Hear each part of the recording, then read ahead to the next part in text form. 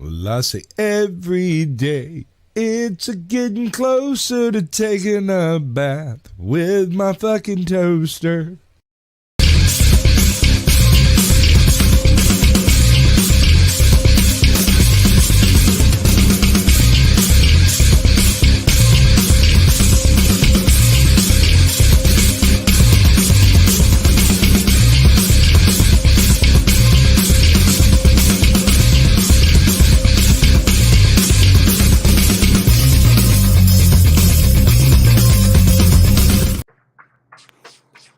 Greetings, salutations, and welcome to the 63rd episode of Screaming Into the Void, where we talk about whatever the hell we feel like. My name is Samiel the Infamous, and joining me today is my co-host, Ryan, the hashtag Tyranny Hooker. How you doing, buddy? I'm good. I know that we've already talked about it and backstage. There's going to be a lisp. I'm not on my normal microphone. That issue should be fixed here in the future because I'm getting a travel microphone. So just bear with me for like one last day. Yeah, a lisp. It's a little Jesus, okay, guys. Hey, sweetie. God, I wish Mr. Chow was here. He does that "Hey, sweetie" thing better than anybody I know. It's super hilarious. Yeah, it is. Yeah, it is. We are back after a 2-week hiatus. As I said on Abyssal Musings last night, some stuff came up IRL and elsewhere where things had to be addressed and dealt with that were going to be basically a detriment to how much I could pay attention to running the shows. So we took a week off, but we're back now, and we're moving forward. And gayer than ever. There's possibly going to be other people joining us today. I am not sure. I know that it's Labor Day weekend, so Yeah. A lot of people are probably busy with family stuff, barbecues, vacations, lake time, that kind of thing. So we'll see. We'll see how it goes. But meantime, you get the two of us because we're awesome. Well, I don't want to say anything, but since you did. No, yeah, it's Labor Day, so people are doing stuff. I mean, I thought I was gonna be 5 minutes late. I literally went out riding four-wheelers with with my family earlier. We're gonna be doing that on Monday because we were kind of testing them out. And I'll tell you what, after living in Florida for as long as I have, it's so awesome living here again because there's so much more to do. I'm not a beach person. I don't care, and it's just I'm a mountain kind of kid. That's how I was raised. So it's good to be back. Good deal. So let's say hello to who we have in chat at the moment. And yeah, I know, buddy. Glad to see you.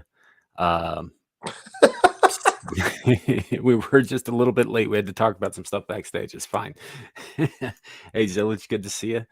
As you can see from Samuel's profile picture, he came out finally. Oh no, I'm Knuff. Yeah, you are. It's like my my Kenergy is just too overwhelming. No, I'm having some fun with it. We're a good friend of ours, Lily 300 Mirrors, has decided that all of the men that she knows on the internet are being labeled Ken in one form or another. So I'm Samiel the Infamous, aka Ken Thulu. Ryan's Leo Ken. Or law enforcement Ken, whichever one you prefer. Yeah. Shadow is Starbucks Ken. That one's one of my favorite. Which, I'll be honest, is pretty accurate. We're gonna refer to Larry as Chocolate Ken because what he said is not appropriate for the airwaves. So no, it's not. So at least not coming out of my mouth, it isn't. Zillage. Hey, my YouTube channel's still up, so we're good. Yeah.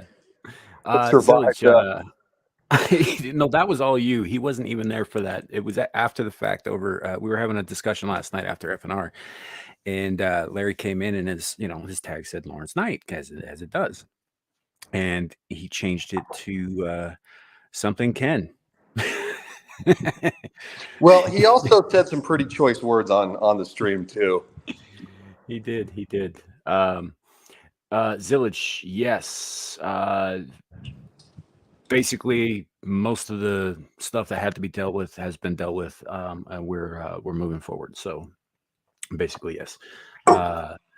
And I will do my damnedest not to, leave you guys hanging for a fucking week like that again. That was on me. Hi, Beak. Good to see you again. Saw you last night. Always a pleasure. Lou Castley. Hello. Good to see you. Love having you around. Lou Castley is also sometimes a panel member and a member of our group chat now. So she can come and go as she pleases. We have Kohai, who is in the middle of some life changes herself, but there's also some big plans in the works for memes down the road. So looking forward to that. God, I've got such a radio voice sometimes, don't I? Yeah, you do. Like, I don't even know how that happens. It's like a switch. I had one of my friends, her ex-boyfriend was like obsessed with my radio voice. Yeah. She's like, I think he likes you more than I do. And I'm like, oh, all right, fair enough. Like, if he's watching and he enjoys it, good man. It's weird because, I still use like filler words like, occasionally just awkward pauses in between, while I choose my words. I've been complimented on my diction several times since I started doing this. And, I assume that has to do with the fact that I do try to choose my words. But in between, I do a little bit of filler here and there, but it's nothing like when I started, when it was all like, it was like, Yeah, but awkward. Well, everybody's got to start somewhere, right? We don't just jump off the, walk off the boat and know what we're doing. Right. So, Kohai does not hate you, Carrie. She and last I heard, she said she was going to do at least one horrific meme of you. So I haven't seen it or anything, but if it hasn't happened yet, it is in the plans. So keep an eye out. There you go. That. All right, so we do have some topics today. I honestly, guys, I picked a hell of a week to take off last week. Like Trump gets arrested, Bob Barker and Crip Daddy and Arlene Sorkin died. Yeah, it was it was a busy week to take off because we all kind of needed a little bit of a break. So it's just nuts, everything that happened. So that's always the case, right? You decide to take a little time off, and it's like everything happens. You're like, what in the fuck?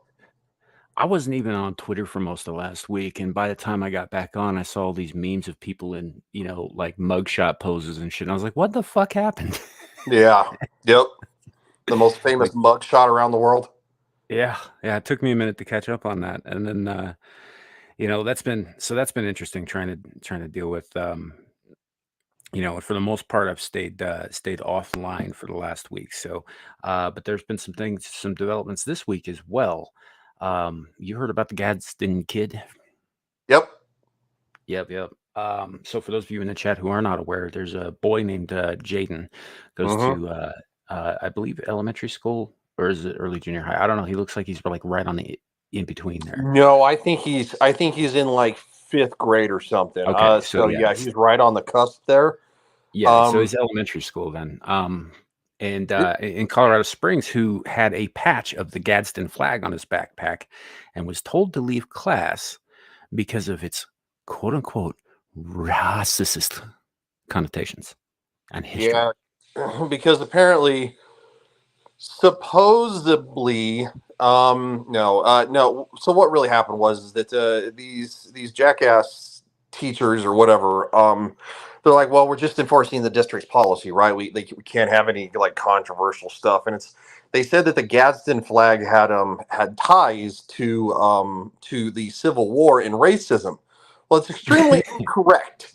The Gadsden flag actually came about in the Revolutionary War and was actually used by the very first naval commander of the United States Navy. So these ass burglars don't even fucking know history. It's named for him, isn't it? I think so. Yeah, yeah. Yeah. I did some research. I haven't done my video yet because I'm gonna do a history video. You know, highlighting because people think this is like a they were torturing Chris Pratt for we're having a shirt with this on it. It's like you don't know what it means. You just listen to the Mhm. mainstream media and they tell you, oh, it's racist, and it has nothing to do with anything. It's a What gets me, Revolutionary War flag. you're absolutely right. I'd also believe that there's a town in Alabama that's named for him as well, Gadsden, Alabama. But that's really neither here nor there. I just thought it was a fun fact. But the problem is that I'm having, the thing that's getting to me, that's eating at me, that's making me laugh, is that these are supposed educators Mm-hmm. who apparently think that the Gadsden flag is interchangeable with the Confederate battle flag, which also, by the way, does not have necessarily racist connotations. No, it doesn't.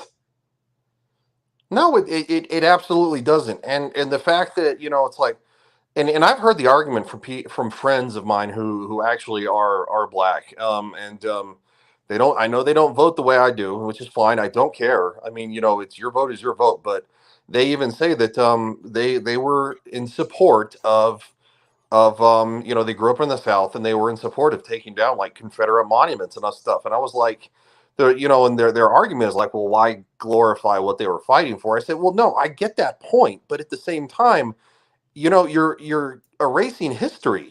Like this is stupid. If you don't acknowledge history, you're doomed to repeat it, and that's all we're doing by tearing these things down. Well, the fact of the matter is that while the industry of racism and slavery, or the industry of slavery, did play a part in the decision of the Confederate States to attempt to secede, that was not the be all and end all of it. A big part of it was economically motivated, and getting sick of being ripped off by the northern states, which is what was happening. They were being exploited just as the slaves were being exploited on fucking plantations. So they were tired of that shit. Now, yes, there was the slavery thing played a big part in that, but it was not the be all end all of everything that went into that war. It was not the only reason it was fought. It was not the reason that the North invaded the South.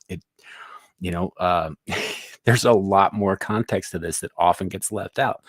And we all, grow up hearing about how, Abraham Lincoln, the great emancipator, fought a war to free slaves. I would argue that there were soldiers on the battlefields who fought that war and died for that reason. Yes. Mm-hmm. But I don't believe that anybody up in the upper echelons, that was not foremost in their mind. It was, it was a benefit. It was a politically expedient, but it wasn't why they were going to war. What happens if the CSA had won, right? All of a sudden, Washington has half the tax income. Mm-hmm. Yeah. That was the biggest cause. Yeah. It was because they were going to lose a lot of money, especially if the CSA managed to hold on to like lucrative trade agreements with other countries, particularly France and England. Yep. France and So England it would have were very crippled the much North because the important. North didn't produce hardly anything. Nope.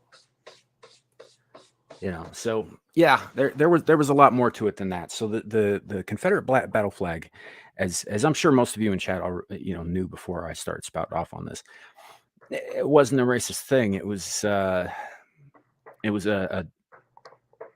I guess the first cries of a fledgling nation that was then subsequently aborted. Yeah. Well, it was subsequently it got dominated. It's like everything else. They took their shot. The American colonists, we took our shot and we won the Revolutionary War. We had no fucking business, honestly, probably winning that, and we did anyway. And so it's just it in a sense it's no different. It's a part of Mhm. history. They lost. The United States is the United States as it is. The United States was not founded on racist ideology or morals or anything like that. It was based on the right ideology, the right morals. It just wasn't spread around the way it should have been because it was a very different time in 1776. All men created equally. Literally meant all men, but now we've made it what it really means, you know, as in like, you know, mankind. And so look, that's just a product of the time. But these fucking people, man, they can't get over that because the idiot box that they watch all the time tells them that they're supposed to hate these people who support this thing. Right. It's absolutely mind-boggling. And now you have teachers doing it, and that's the worst because they're the ones teaching your fucking kids. Yeah, and I actually have the video for the little conference where Jaden got pulled out and his mom and whatnot were having the talk with the school counselor. But I'm not going to show any of that stuff because YouTube gets weird about posting videos of kids. So you know, it's even if there's harmless context, this is not like kids YouTube, so we're gonna kind of avoid that. But that's what she told the mother. It was like, well, that flag has a racist history. And the mother was like, no, it doesn't. You're thinking of something else. Yes. She's like, that had to do with telling the British to go fuck themselves. Leave us alone and we won't bite you. That's what it says on the flag, and that's what it means. And just schooled the lady on it, the educator on it. And the lady was just like, okay, well, I don't know about any of that. I just know it's against policy. So I can refer you to some people who will refer you to other people who will refer you to so-and-so who, you know, you can take it up with. And I'm just like, so why don't you just refer her directly to the person she can take it up with, was my first question. Yeah. Right? Well, the problem is too is that and what makes this, in my opinion, even more atrocious Hey, Alf. is what's up, Alf? Is this took place in Colorado Springs? Colorado Springs, the city of Colorado Springs is the U.S. Army base.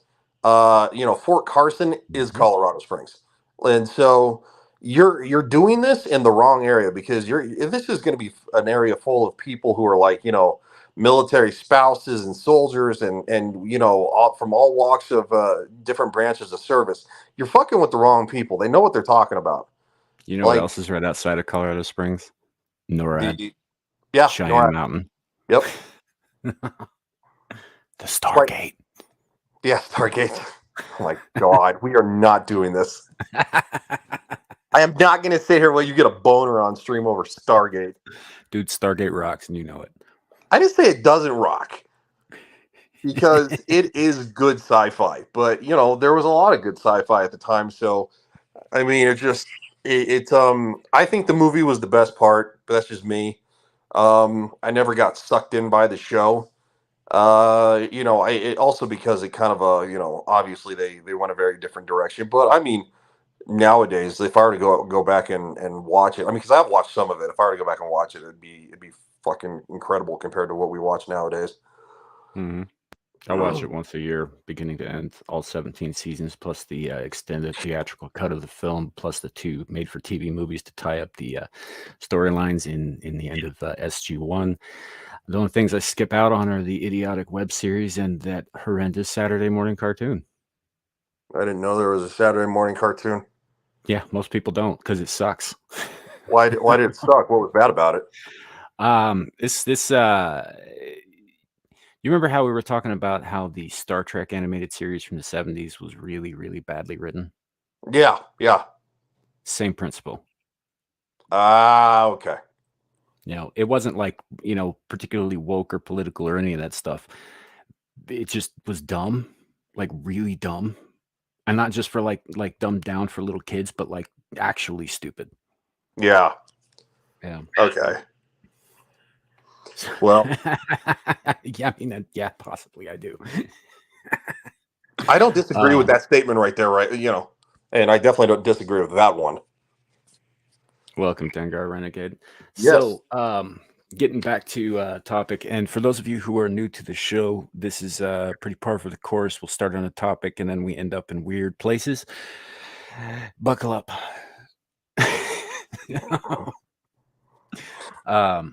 It's really bad when you get a bunch of us on panel.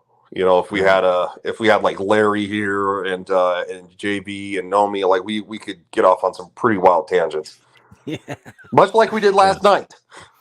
Yep, running on a bit of a skeleton crew today, but again, it's Labor Day weekend. People have stuff going on, so here we are.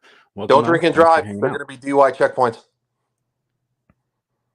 There are always DUI checkpoints. Yeah, but it's always worse on like Labor Day, 4th of July weekend. You know, I'm trying to help people out. Don't drink and drive. Yeah, Don't drink and drive. Don't be stupid. yeah. Mostly Yeah, I it was like drink and I throw up and I pass out, so I don't end up anywhere near a car.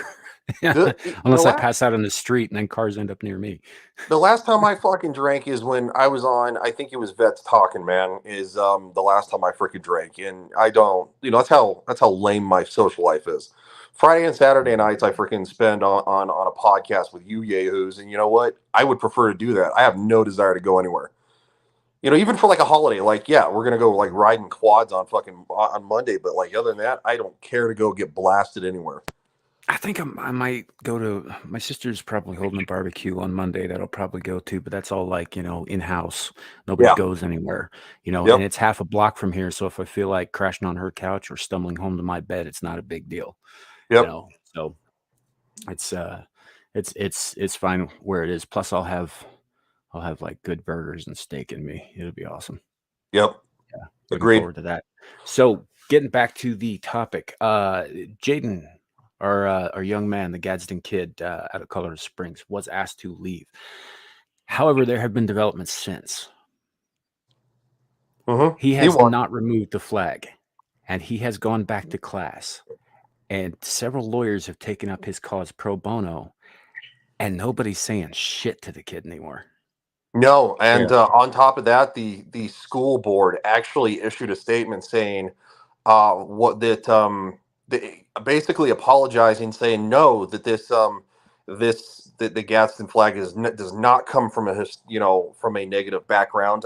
Basically acknowledging the history of it and saying that the kid is basically free to wear it at school. So the school board, I mean, literally whipped it around within less than 24 hours, I believe.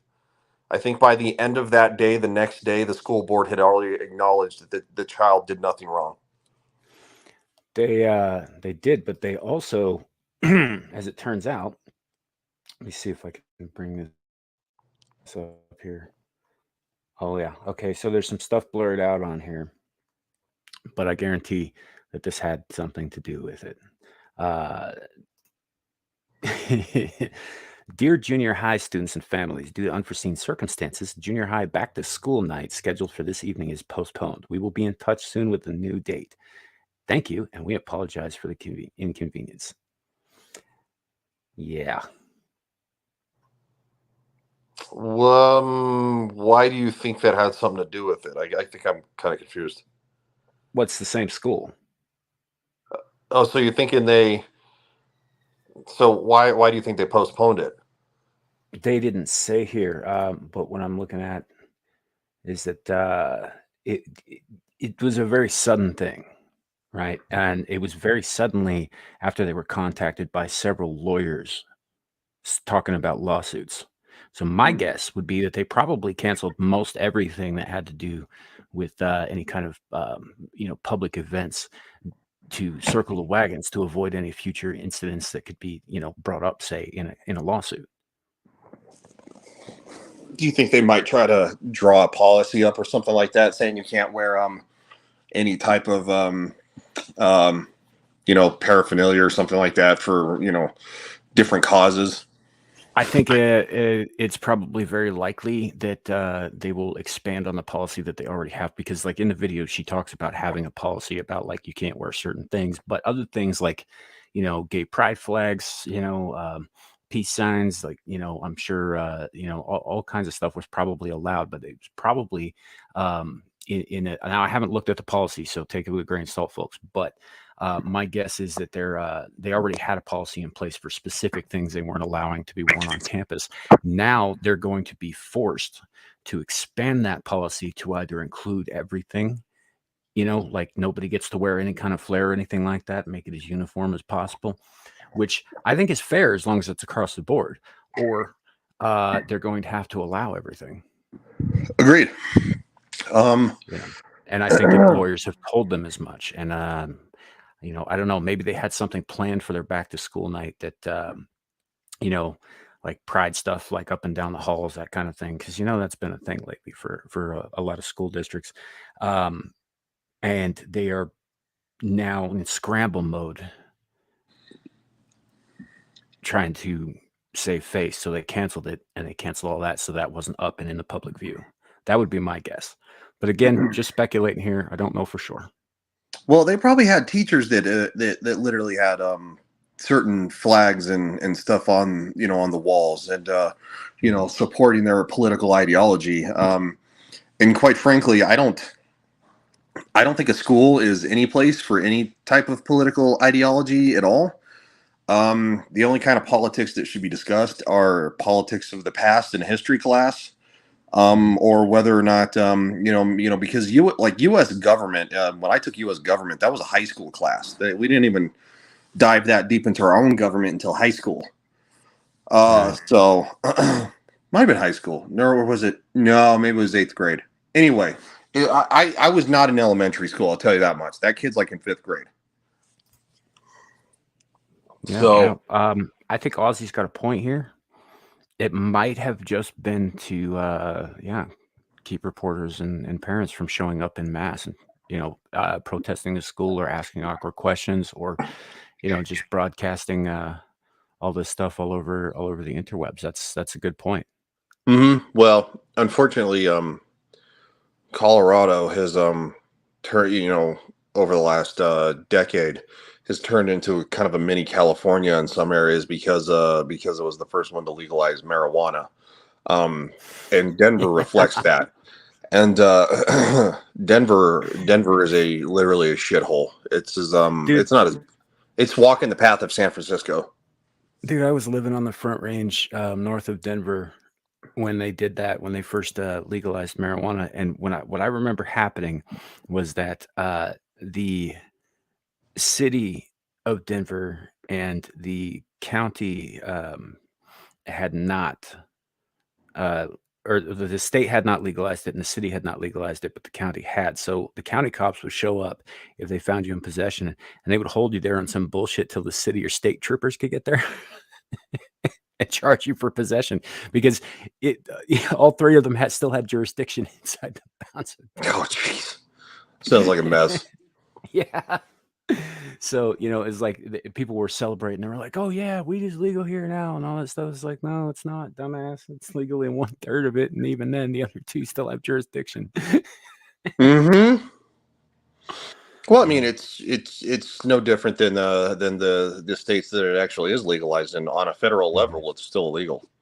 They call my state the contact high state, right? Is it because you guys are just north? No, because we're surrounded by states it's fucking legal in. Oh, are you? Yeah. Like it's legal to one degree or another everywhere but Wyoming in this area. So we're called the contact high state because everybody else. That's hysterical. I mean, it's not my thing. Teach their own. I'm kind of live and let live. If people want to drink themselves to death in their house, you have the freedom of choice to do so, as long as you don't drive, or you don't beat your spouse or something. I'm kind of feel the same thing about weed. But the thing that I don't like is that now that it's somewhat legal, people will go out in public and do it, and I don't think you should be able to do that. I think it's like drinking. If you're obviously if you're drunk in public, then you can get picked up. And I think that's so. I think that's kind of how pot should be too. If you want to do it in your home, go nuts, bro. It's one of the reasons I left Colorado. I got sick of walking down the street and everything smelled like ditchweed. Yeah, well, I mean, that's subsequently what Denver is. That's one reason I'll never live in Denver. I live on the western slope. So Lauren Boebert's my representative. We don't, since they're smaller communities, they don't put up with that as much. So, which is good, because Denver is a shithole. Mm-hmm. Yeah, he's bad, dude. Yeah, it's gotten a lot worse. I remember there was a time when there were a handful of places you just didn't go. Right, you didn't go to 5 Points. You didn't go to East Colfax. You didn't go to South Westminster. Yep. Those were the bad places. You certainly didn't hang around on the 16th Street after dark. Yep. Commerce City. I was a basically a transit cop for a long time before I moved from Denver.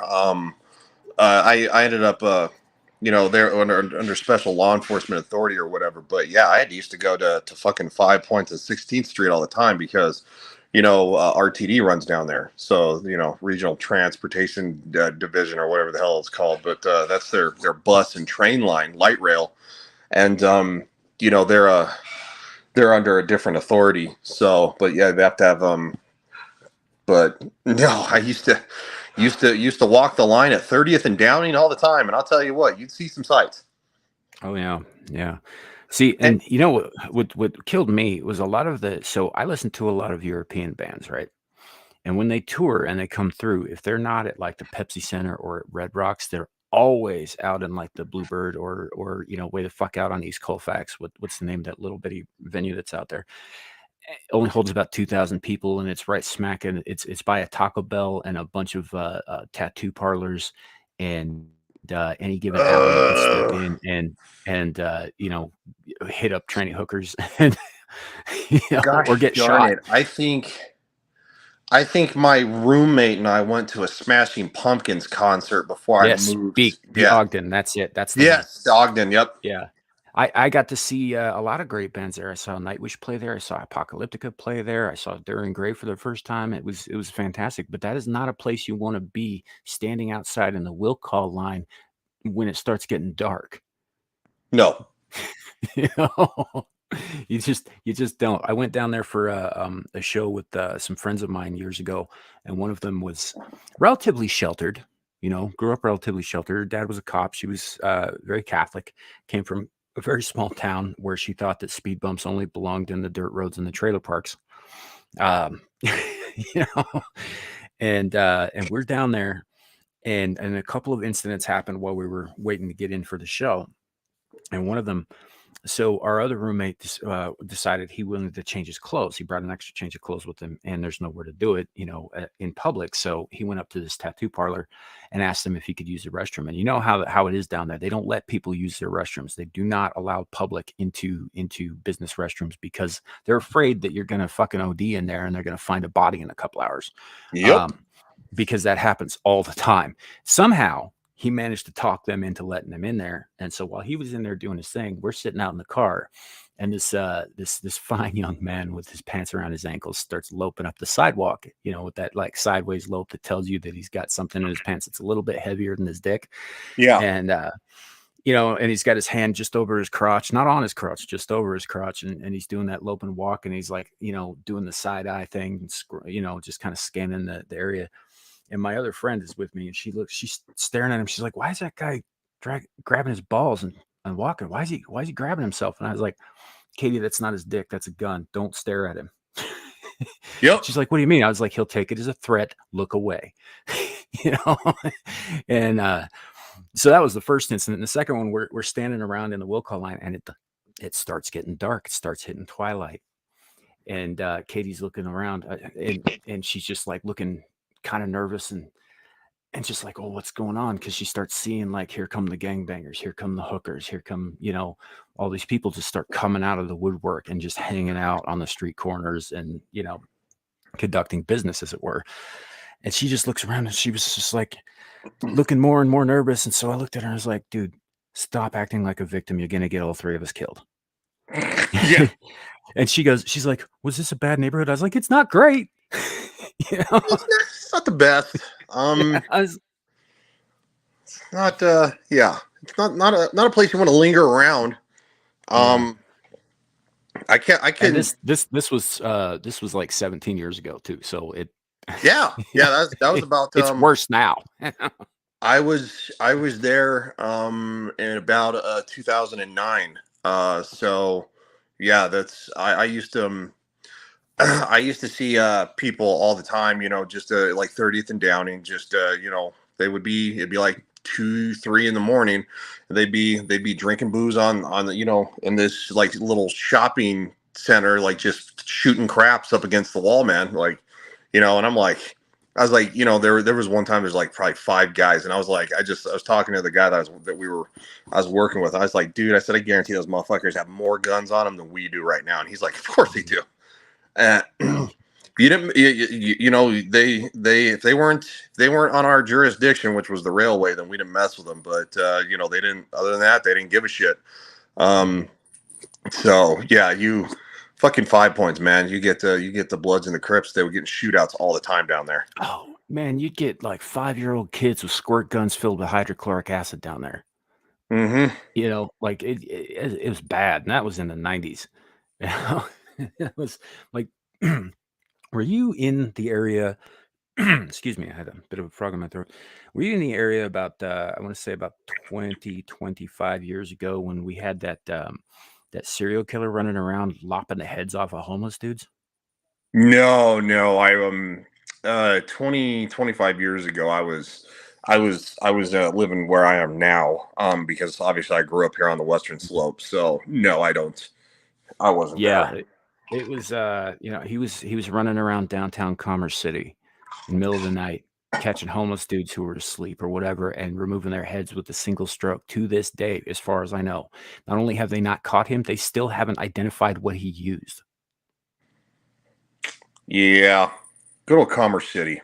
Yeah, he stopped doing it one day and just kind of vanished. But you know, like he killed like 6 or 7 dudes.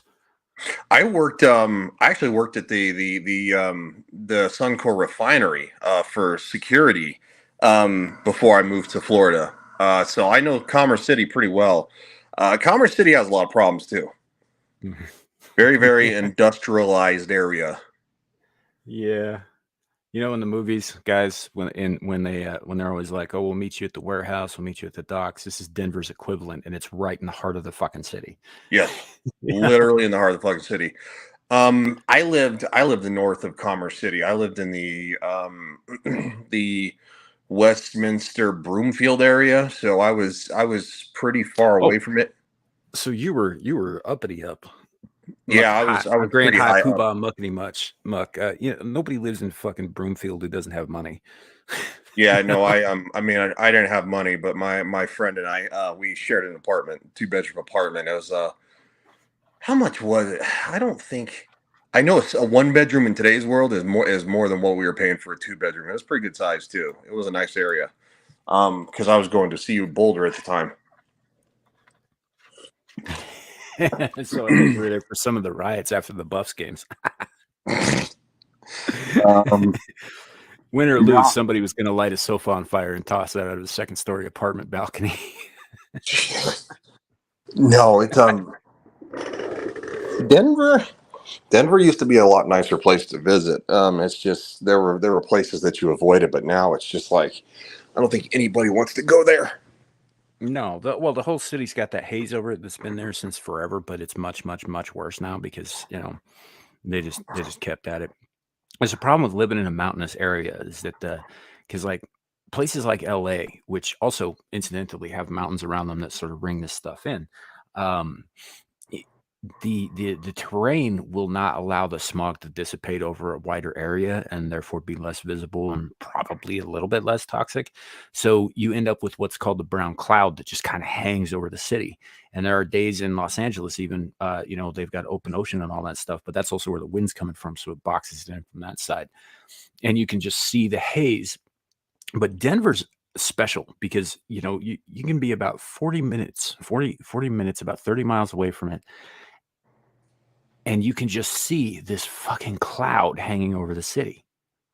You know, sometimes it's brown, they call it the brown cloud, sometimes it's green, sometimes it's a little off yellow or whatever, but you know, it's just a collection of the smog. And part of the problem with that is, or the problem with the smog there is the reason that it collects like that is because of the layout of the land around it doesn't really allow for it to dissipate or go out. Mexico City has the same problem. They're surrounded by mountains on all sides, and it's actually Hmm. much worse there. Oh So yeah, no, the it's just because Denver literally and I said hi to Mags in the chat, and then I realized that I think she's in your chat and not mine. So she is. hello to Mags. But yeah, no, Hi, Meg. it's right up against the mountains. Like literally, when you drive down from the mountains and stuff like that. Literally, Denver's like right on the other side of it. And so yeah, it kind of keeps all that stuff trapped in. Um, I don't know now. I used to not like going to Denver, but now it's like after driving through it, from my driving back from Florida, I was like, the traffic is horrendous. I mean, it is it's a big city for like, city standards, but when you compare it to like New York or LA or something like that, it's not that big. Denver's population, I think the last time I heard was probably 3 million. It might be more now, but you're talking about like I grew, I was born in Phoenix, Arizona. Like, Phoenix is like 7 million people probably now. Right. So Well, it's like, Denver itself is pretty small, but it's hemmed in by some very sprawling, yes. suburbs and what have yous. Like Aurora's huge in terms of Oh area yeah. for a suburban city. It's technically part of the Denver metro area, but it's not actually Denver. Actual Denver is pretty small because it's hemmed in on all sides by development. Yeah, You know, Aurora and Aurora is like a Denver's probably just as bad now, but Aurora used to be like the place you really would want to avoid because that's where you would go and like you could easily get murdered there. you could get Um, murdered or you could get ecstasy or heroin. yeah. you know, that was the place to go for that sort of thing. Um, Incidentally, hilariously, folks, the part of East Colfax that we were discussing earlier is in Aurora. Hmm. Part of it is anyway. Yeah. So Colfax actually runs through, I think, 3 different cities on that side, but yeah, like Aurora, Arvada, and Littleton, maybe. I don't know. No, Littleton's further south, isn't it? Yeah, Littleton is so what goes Inglewood, Littleton. It's been a long time since I've lived there. Hmm. Um, but yeah, no, it's no, Denver itself is not very, but all the surrounding cities that kind of encompass it, kind of like, yeah, it's just, Thank you, it's a, Beak. yeah, Lakewood. Lakewood. Thank you. I'm thinking that Beak is either lived there or currently does. If you currently live there, I'm so sorry. Yeah. Yeah. Apologies. I never actually lived in Denver. I just spent a lot of time there. Um, I was further north, Loveland, Fort Collins, Greeley area. Okay, yeah, I know where. Yep. So My friend, he went to CSU, so he would like drive to Fort Collins every freaking day from from yeah, he spent quite a bit of time on the road going up there because Fort Collins is literally. Oh wow, Beak, you live in Westminster? oh, sorry. Yeah, what? North or So south? if it's north, it's better, but if you're south by Federal Heights, oof, Yeah, that's not a good neighborhood. no, it's not. It's I I mean don't. there are places in the United States that are objectively much, much worse, but they also tend to be in very large urban, typically run by liberal Democrat cities like south end of Chicago, for example, or East St. Louis, or all of Kansas City. Oh my God, Kansas City! I drove through it. What a garbage hole. Kansas City is one of those places where you could get killed by a stray bullet shot at any time because idiots like to fire them up in the air all the damn time. Yeah, because a little north of Federal Heights. Yeah, it's probably not the nicest area. Because I went to I actually took some college, and I'm sure Beak will know where this is. I actually took some college courses at Front Range Community College because obviously you can all the credits transfer and stuff, and it's cheaper to do some of your courses at a community college than a big university. So, but yeah, no, I Front Range Community College is in Westminster. So that's about Yep. the area of Westminster that I first moved to was close to the community college up there. Well, It the Front Range Community College actually has branches all over the place. There's one in Fort Collins and one in Loveland too. Oh, is there? Yeah. See, I don't know if they had those at the time. They might have. I don't know. But yeah, the one in Westminster is what I was close to, and then of course moved north into Broomfield after that. It was only probably like maybe 10 minutes north, because it was closer to jumping on 36 to get to Boulder. So Yeah. And yes, Sillage, avoid Kansas City. Kansas City is famous for a handful of things: excellent blues music, some of the best goddamn barbecue sauce on the face of the earth, and rains of lead. raised You know, lead. yeah. Also, the traffic there is fucking horrendous. Oh, it's But terrible. it's if even just staying on the interstate, just trying to get through the damn city, right? The best time to do that is like that sweet spot before dawn, when all the gangbangers have gone to sleep, but all of the people who the workaday people haven't yet gotten up yet. That's the only time you're going to get through there without much trouble, and that's assuming that they haven't got half the highway torn apart with construction work. I was driving okay, so that city is confusing as fuck. I'll tell you that right now.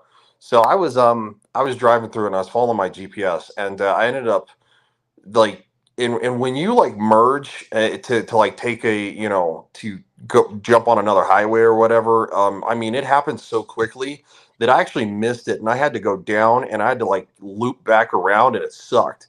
But and then once I did, I was driving through Interstate 70. Well, Interstate 70 in Kansas City turns into a fucking toll road.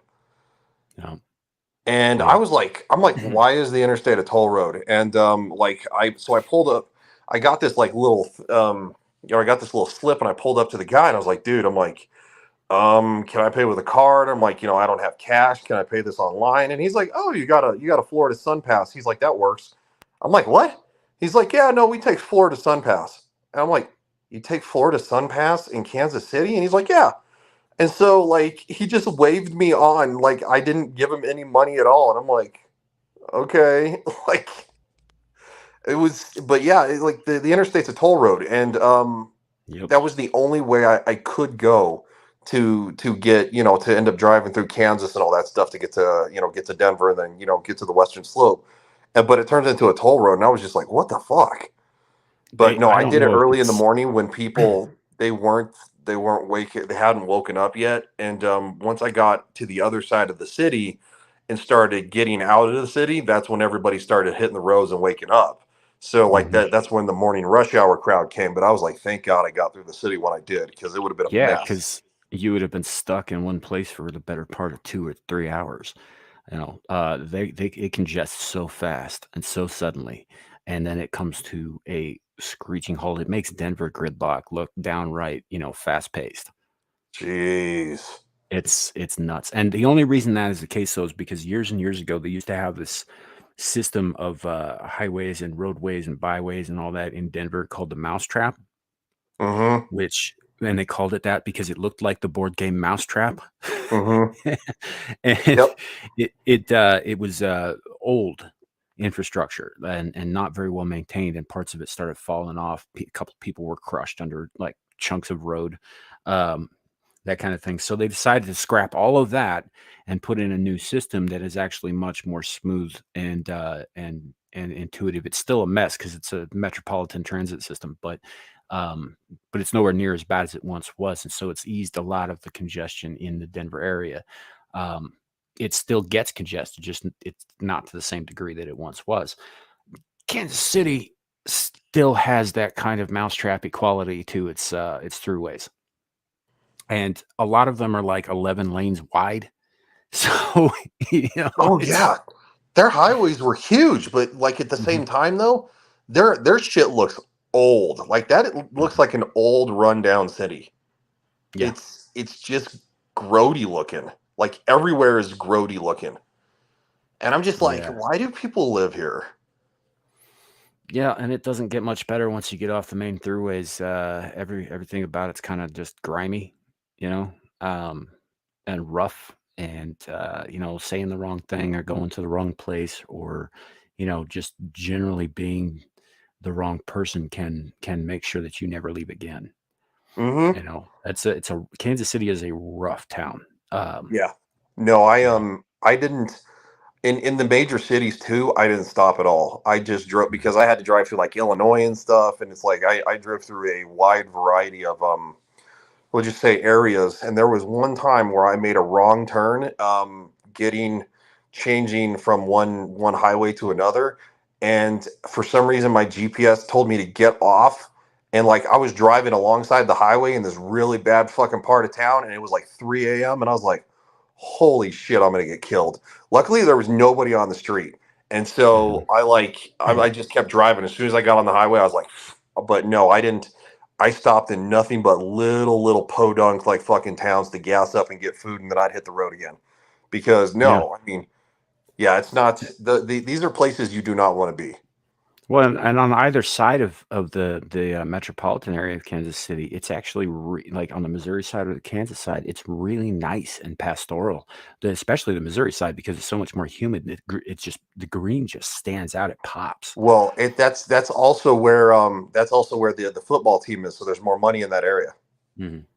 Well, yeah, but I mean, just like in the countryside on either side of Yeah. the the city itself. Once you get into Missouri and you start getting into that greenery, and it's green all the way across that state. It's just gorgeous. It's too humid for my liking and way too Ugh, low out of an altitude, horrible. but it's very, very pretty. And Kansas on the east side of the state is just about that green. It's only when you get to the western side of the state that it kind of dries out, Yep. and it starts to look a little bit dust bowlish. Not entirely. I mean, there's a lot of fields and ranches and farms and stuff out that way, and they actually ripped out a bunch of that stuff and put in a bunch of useless fucking wind farms too. But Yeah, uh, no, I ended up obviously I had ended up driving through Kansas for a large. I think I drove through Kansas and Georgia for the most. Because obviously, you have to drive through the majority of Kansas. I had to drive through the majority of Georgia. Because once you leave Florida, it's just nothing but Georgia. But no, it's when I hit Kansas, I Georgia, was oh Georgia. Georgia. I was actually kind of surprised that Kansas has a lot of rolling hills. I was kind of shocked because there was like, Mhm. oh, Kansas is so flat, and I'm like, really? Because I was driving on rolling hills for the majority of the time. Well, keep in mind, people who say that Kansas is flat are usually live in states with the Rocky Mountains in them. Well, I mean, compared to the Rocky Mountains, it's flat. Yeah, So yeah, it is by comparison, but yeah, no, it's not 100% flat. It does I tend to can have see how some they pretty have wide fucking tornadoes horizons, but everywhere, though. oh yeah, well, again, we actually discussed that a little bit last night on Abyssal Musings. That has more to do with its location than it does with the topography. Yeah, no, it I mean, does. it does have to do with the topography, but it's also where the Arctic coldness from the jet stream meets all that warm air coming up from the Gulf, and that's where you're Yeah. going to get the most friction that creates tornadoes. I mean, they can happen anywhere, but that's why Kansas is in Tornado Alley, is because it's right in that sweet spot. Which is also, I think, why half the state is lush and green and the other half is not. Well, I mean, we people who live in Colorado talk about it all the time about how it's the stupidity of literally they built Denver International Airport the out in Tornado Alley. It literally is in Tornado Alley. Like the flattest Mhm. part of Colorado that borders Kansas is where they built it. The old airport actually used to be on the other side of the city, near the convention center. And the highway actually used to go under some of the runways where the airplanes would go over. But that was years ago. That's back in like the 90s. You've But heard the stories about DIA, right? I've heard all the stories about DIA. Yeah, how it's supposed to be like housing some kind of secret Masonic temple, Yes, you because know? it's got a bunch of weird artwork. The way there have been people who actually work for Denver International that say that yes, there are tunnels underground. Now, does that mean that there's like they're hiding stuff down? No. But there are Doesn't mean they're tunnels. not. I mean, it's a good point, but I mean, it's there are underground places underneath the airport. Sounds like an expensive mistake to spend I mean, anybody who's had to wait for their flight in DIA would agree with you. Just on that basis alone, it's fucking awful. It's hard as shit to get out there. It's hard as fuck to find parking, and the wait times are stupid long. It's almost like they're trying to bore everybody to death so they can harvest their souls. Just saying. And Carrie says, "You mean when you were trying to scare Nomi to death? Good hashtag good times." I wasn't trying to scare her to death. I was trying to prepare her in the event of a tornado. When was this? Last night. I haven't had a chance to watch that yet. I need to watch it. Yeah, the first, like, I don't know, 20 minutes or so, I'm schooling Nomi on natural disasters. Oh, jeez. No, the reason that Denver International is such a pain in the ass is because it's literally the hub for the West. Like, it's DIA, it's Dallas. Like, these are really big hub airports. You know, if you're coming in from like the West Coast or the East Coast or even Canada, you know, or Mexico, they reroute they route a lot of fucking airplanes to Denver International. So that's why it's always so fucking busy. It used to be a rule of thumb that if you're flying out of Denver International, you needed to be there 2.5 hours early just to make sure you got through security with enough time, because you could stand in the line for security for over an hour easily. And that's assuming that everything went smoothly with security. Yes. No, and a lot of people never understood. They're like, man, you always take like really early or late flights. I'm like, yeah, because that's when people aren't flying. Like, you know, I would take, you know, flights that would leave at like 5:30, 5:45 a.m. And they'd be like, oh my God, that's so early. And I'm like, yo, yeah, I'm missing the rush hour though. You know, you take a 7 a.m., 8 a.m. flight, you're literally smack dab balls deep in a buttload of people. I think the red eyes are typically cheaper anyway because nobody wants to fly on them. Yeah, they usually are. You know, so might as well. But also, DIA is said to be on the Axis hub of several ley lines and, you know, other stuff. I mean, there's a lot of weird shit about that location.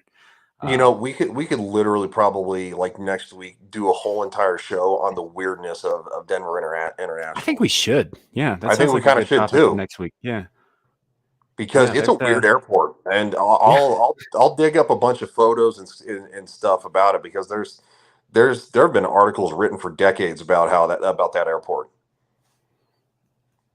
Carrie, yeah, Carrie says there's some stuff about 1960s Army Air Force bomber base. Baited it because it built it backwards. I mean, yeah. So, but yeah, I think, yeah. Well, let's definitely continue that topic next week. Give us some chance to dig into some of this stuff, and yeah, I think that'd be cool. Get some images for you guys. Speaking of transportation and how horribly wrong it can go, let me pull this thing up, and I will bring it up on screen for you guys. And I gotta say, the thing I'm about to show you guys, this driver is a boss, but you know, fuck his job. All right, here we go. Oh wait, let me make sure that the volume should be on there. I don't know if there's any volume for this, but we're gonna check this out. And this is a bus driver, I believe, in the Andes Mountains. Check this shit out. One of the wheels actually loses contact with the fucking earth.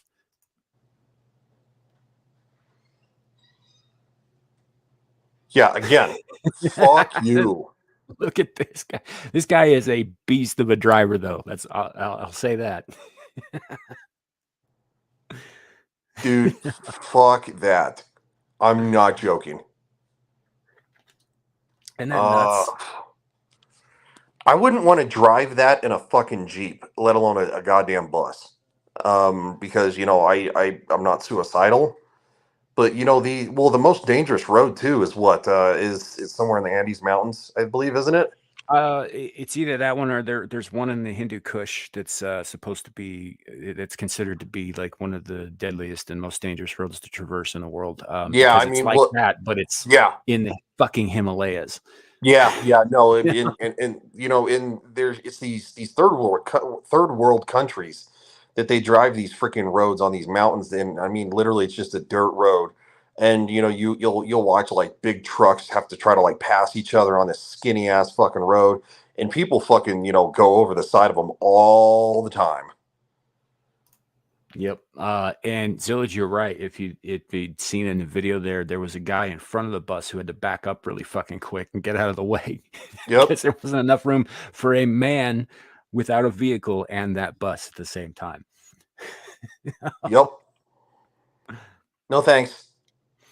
Yeah, that is nuts. But yeah, no, I think I remember reading something about that because I saw I think it was still photos years ago of people driving buses, and like not just buses, but like haul trucks on the side of on basically what amounted to a ledge that was about that wide, if not thinner, with no railing and 1,000-foot drop into an icy fucking canyon below. No thanks. But I think that was in the Hindu Kush. This bus was in the Andes, which is in South America. But Yeah, I think yeah, I think that is the road. I don't know if it's changed, but it was named the most dangerous road in the world. And I mean, it could be, but yeah, because it's shit like that. Like you'll have it, and these are things that yeah, it goes both directions, and there are spots that are so thin like that that literally one vehicle will have to wait for the other vehicle to cross, and then they pass by each other. But even when they pass by each other in the wide spots, like it barely fits two vehicles, and with the vehicle on the outer edge, you'll see their tires are like literally on the edge. One little slip, and that vehicle's gone. No thanks. Yep. And yeah, like Zilla's just saying here, sometimes you'll see buses and other cars into those ditches. Yeah, it's like they can't all be awesome drivers like that guy. Oh no, and there are places on this road that are thousands of feet high. So like if these vehicles go over, I mean you're just you're done. You're dead. It's over. And yeah, and I mean these South American people, man, they got no fucks. I guess I don't know Yeah, because I mean, man, if it's straight down and it's 25 feet, you could still end up dead. yeah. Although I think what I'm gonna do is I'm gonna try and clip that and use it as a I don't know, like a little video transition thing for changing topics. Like, well, Danger Bus is here. Danger bus. That's what I'm gonna call it, Danger Bus. Oh, that's pretty funny. So Yeah, that's actually pretty funny. Danger bus. Danger yeah. bus. So the other thing, I'm sorry, what were we saying? Oh no, go ahead. What's the other thing? Were you interrupting the Danger Bus? Were you the guy who was standing on the fucking road thinking he could get past it, the goddamn Danger Bus? Yeah, Was that that you? was me. I was that guy. I was being a dick. I was like, I'm more important. Like Well, the fuck problem that with bus. acting like a Karen in South America is that the bus is just going to run you over. Well, like, exactly. That's what I was just gonna say. Like, if had that dude not moved, that bus would have fucking hit his ass, and no Mhm. fucks given.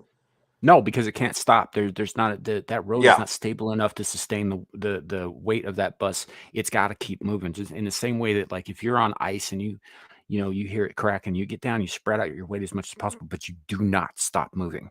Yep. Because if you stop moving, it's going to settle your weight, and that's going to add more pressure. And what that would do with that bus is that the whole side of that fucking road would have caved out from under it, and the whole thing would have gone over. He can't stop. Nope. So no, Yeah. he would have ran that dude the fuck over. So no, that guy. That's Yeah. why that dude jumped out of the way. You have to realize that even in driving in like France or Italy and stuff, there are places like in these major huge cities, like we'll say Rome for example. Um, yeah, you gotta they have traffic laws, but they're rarely fucking followed. I mean, Rome is such a jumbled mess that people will cut you off, they will run you over. I mean, it's yeah. We and it's a very different driving experience in the United States than it is in the rest of the world. Curious says, I thought he was a spotter. That's possible. He might It have is been. possible, absolutely. Yeah. Absolutely. But even as a spotter, like if you're standing in the wrong spot, that bus will run you the fuck over. Mm-hmm. Yep. Because, Ozzy, yes, I have. Larry brings that up frequently on Abyssal Musings. He has brought up articles about it in the past, actually, about the cocaine sharks. I'm waiting for the Which are- movie Cocaine Shark. Right, but there are real sharks got into some fucking coke that ended up in Well, the that's ocean. no, I know. That's how we got the movie Cocaine Bear. Yeah. I mean, it's based on. I mean, the bear only lived for like I don't know. I think it was like 10 minutes afterwards, after getting into all that freaking cocaine that the. But Oh and then yeah, going like his some heart giant exploded. rampage. But they He they're also already come. didn't eat nearly as much as they said he did in the movie. No, of course not. Because it doesn't take that much to stop your heart. And if you ingest more than a few teaspoonfuls, you're probably going to die. I don't care if you're Oh a yeah, bear or no, not. that bear was a locomotive for like 10 minutes, and it died from a heart attack because it ate all that cocaine. So no, like, yeah, I'm sure there's going to be a movie because yeah, there are some sharks that got into fucking these drug smugglers, and so we're gonna have Cocaine Shark. Yeah, I can't wait for crack bats. Well, Like they already made a fucking movie called Crackoon. yeah, I know that one's on the list. There's a whole list of animal related drug induced rampage movies that are supposed to be coming out. One of them is called Crack Squatch. It's about Yeah. a Sasquatch on crack. There's Crackoon, which is pretty self-explanatory. But before I saw the poster for Crackoon, somebody had suggested Crack Bats, and I'm like, I would watch all of these, but Crack Bats is really appealing to me. Although I must admit that Crackoon is probably my favorite title. I think so too. It just works. Yeah, it works very well too. It's just when I because I saw a clip of it on Twitter. That's where I first saw it. And I was like, this has to be a joke, right? Somebody made this. This is a meme. No, I looked it up. It's a legit fucking movie that's due to come out. I don't know if it's out yet, but it's supposed to be coming out. And it's called Crack Coon. And this like rabid looking raccoon has got fucking like blood hanging off its teeth. And I'm like, and it looks all fucking cracked out. It's hilarious. Oh, I'm definitely watching that. Oh yeah, definitely going to watch that. Where did I saw the comment? Who said it? Was it Zillage? Yeah, Zillage just sounds like a potential comedy horror. Yeah, I think it's a kind of a comedy horror, like exactly like Cocaine Bear. Mm-hmm. Yeah, because the bear was like mauling people to death, ripping their faces off and shit. By the way, if y'all haven't seen Cocaine Bear, it is now on Amazon Prime and DVD. Yep. Just a stupid. You know what's funny too is that because obviously a lot of us talk about pop culture and movies and shit. Elizabeth Banks, who has been responsible for some pretty significant flops recently. For shooting her mouth off about how the movie isn't for like men. It's like, well, good job, because girlfriends take their boyfriends to movies. So I wouldn't. But anyway, long story short, she's the one who fucking directed that shit. Mm-hmm. Like, so after shooting her mouth off, she makes Cocaine Bear, which actually did well at the theater.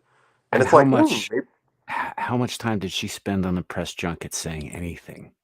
Nothing. I don't think she said anything. There were a lot of people who didn't even know she was connected with that movie. And you know what? It worked to the movie's favor. Yeah. Cocaine Bear wasn't like a huge smash hit by any means, but it certainly did better than fucking, Charlie's Angels. Charlie's Angels bullshit. And it doesn't hurt. It doesn't help that the Charlie's Angels movie was just bad anyway. Yeah, it wasn't great.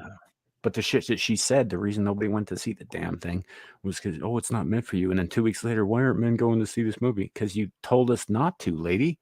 Mm-hmm. You said there wasn't anything there for me to watch, so I didn't go watch it. And traditional women who kind of like their boyfriends and husbands, they're not going to take them to go see this movie because you shot your mouth off, and that's your fault. And it's so like it was another example too of like I saw that movie, and there were things that I genuinely actually laughed at, but it had nowhere near the. Basically, it was just another Hollywood blowhard going out there and saying, "Oh, this, and this," and it's like that has nothing to do with the movie. You're just trying to get articles written. You're just trying to pander, and it's another blow up in your face. And so, yeah, I'm a firm believer that even for like for the Marvels coming out in November 10th, it's sticking to that November 10th spot thus far. And they moved Dune, which was going to be a massive juggernaut, in my opinion. So I have a feeling. They moved that to was. March 25th, I believe. But I think that's going to give the Marvels a little more legs, and I think having the I think it's going to actresses. cost Dune in the long run too. Yeah, I think having the actresses and all the Hollywood execs, not being able to be on like a press tour, I think is going to be better for the movie. Sure, I Same agree. with Oh, I Regarding was just going to Elizabeth, say same with the Hunger Games reboot, because guess who's in the Hunger Games prequel? Little Miss Snow White, who can't shut the hell up. yeah. Although for my money, the original Hunger Games movies are fucking dystopian, like nasty dystopian shit that I don't want anything to do with anyway. But I don't. I liked the first and second one. After that, I think the third and fourth one gets a little too convoluted. I man, didn't. these movies are based on books that are marketed to preteens. Yeah, no, they are. You Well, I know, mean, it's like fucking Twilight. Most people who have read a Twilight book, I have not, so don't. But I've heard it be referred to as poop on paper. Mhm. It's a massive hit, but it's not a stellar book series. It's for like fucking Right. teens.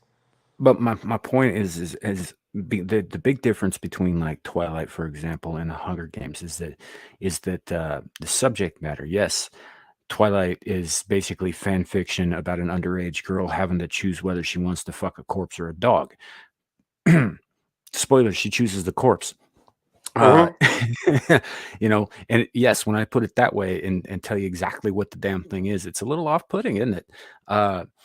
But Hunger Games presents an entire dystopic worldview that's not too dissimilar from things like Aldous Huxley wrote or Ayn Rand wrote, in terms of like the kind of society that we could potentially see down the road.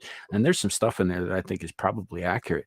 My problem with it is that it's in fucking junior high libraries, affecting the worldviews of kids who are supposed to be coming up to be the next generation that will build on what we've left behind, and it's filling them with this dystopian idea that all is hopeless. And I know that coming from me, Captain Blackpill, that sounds fucking off, but these are Black kids that we're pills. talking about. It's just and I know it's Well, fiction, and I understand that all that, but I think that it's sick that that idea was marketed to kids, because it was. Aldous Huxley didn't market Brave New World to kids. George Orwell didn't market 1984 to kids. Ayn Rand didn't market Atlas Shrugged to kids. hmm Well, I think to kind of to unfortunately bring politics into it. Everything is political now. Even learning in school, and it shouldn't be. Teachers should not be talking about their political opinions with their students, and you see videos all the time of these kids. And I think cell phones in a school is very detrimental, in my opinion, to a child learning. But also at the same time, like, a lot of good has come out of it. Like, even with the whole COVID homeschool thing, it did a lot of damage to kids. But at the same time, though, it showed a lot of parents what these teachers are talking to their kids about, and it's some fucked up shit.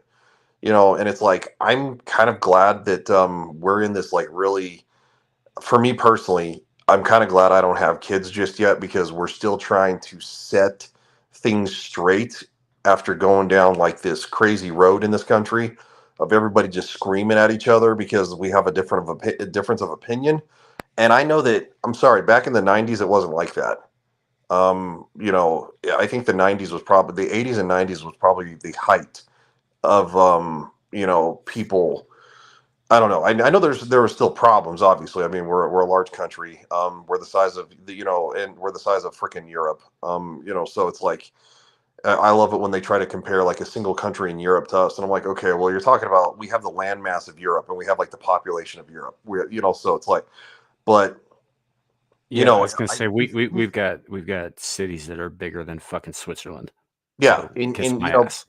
so, but I think there was some good, because I think parents absolutely have the right to know what their kids are being fucking taught. And I'm of the firm believer, that because the books that you're talking about, some of the books that you and I know that are in schools and stuff like that, the topics, like, they don't belong there. They belong in college courses with adults. Mhm. Not with a 15-year-old. I'm sorry. They just, Yeah.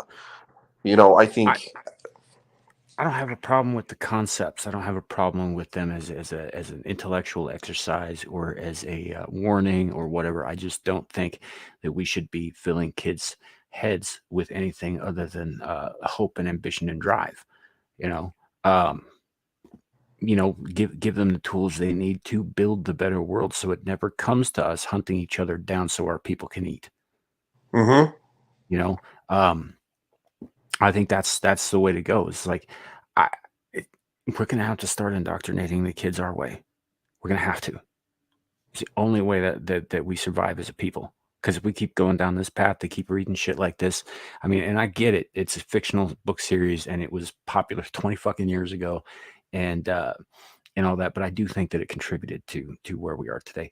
I also think it's interesting. I saw somebody post this the other day that the movie The Matrix, when Miss Agent Smith is describing the Matrix, or perhaps it's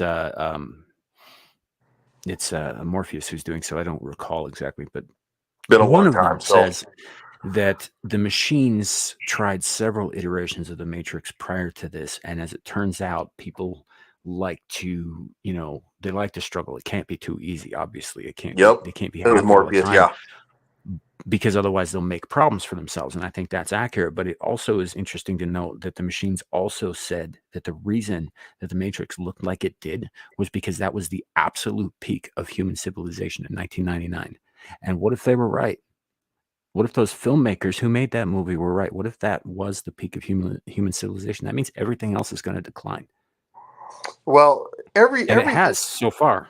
Yes, everything always has its ups and downs, right? Nothing is ever going to be good forever. Obviously, look at the 1960s. Look at the societal turmoil of the 1960s. Look at the societal turmoil that came with the 70s. Kind of I would say, similar to what we're seeing in today's world. A lot of the younger generation kind of revolting against traditional ideas, revolting against what their parents, kind of believed. And even adults doing it too. And then of course we got, in my opinion, the 80s, the 90s, where things, obviously the 80s had the beginning of the 80s had a lot of problems. Inflation was at some of the highest ever. You talk about gas lines and stuff like that, sitting in a line for hours to get gasoline.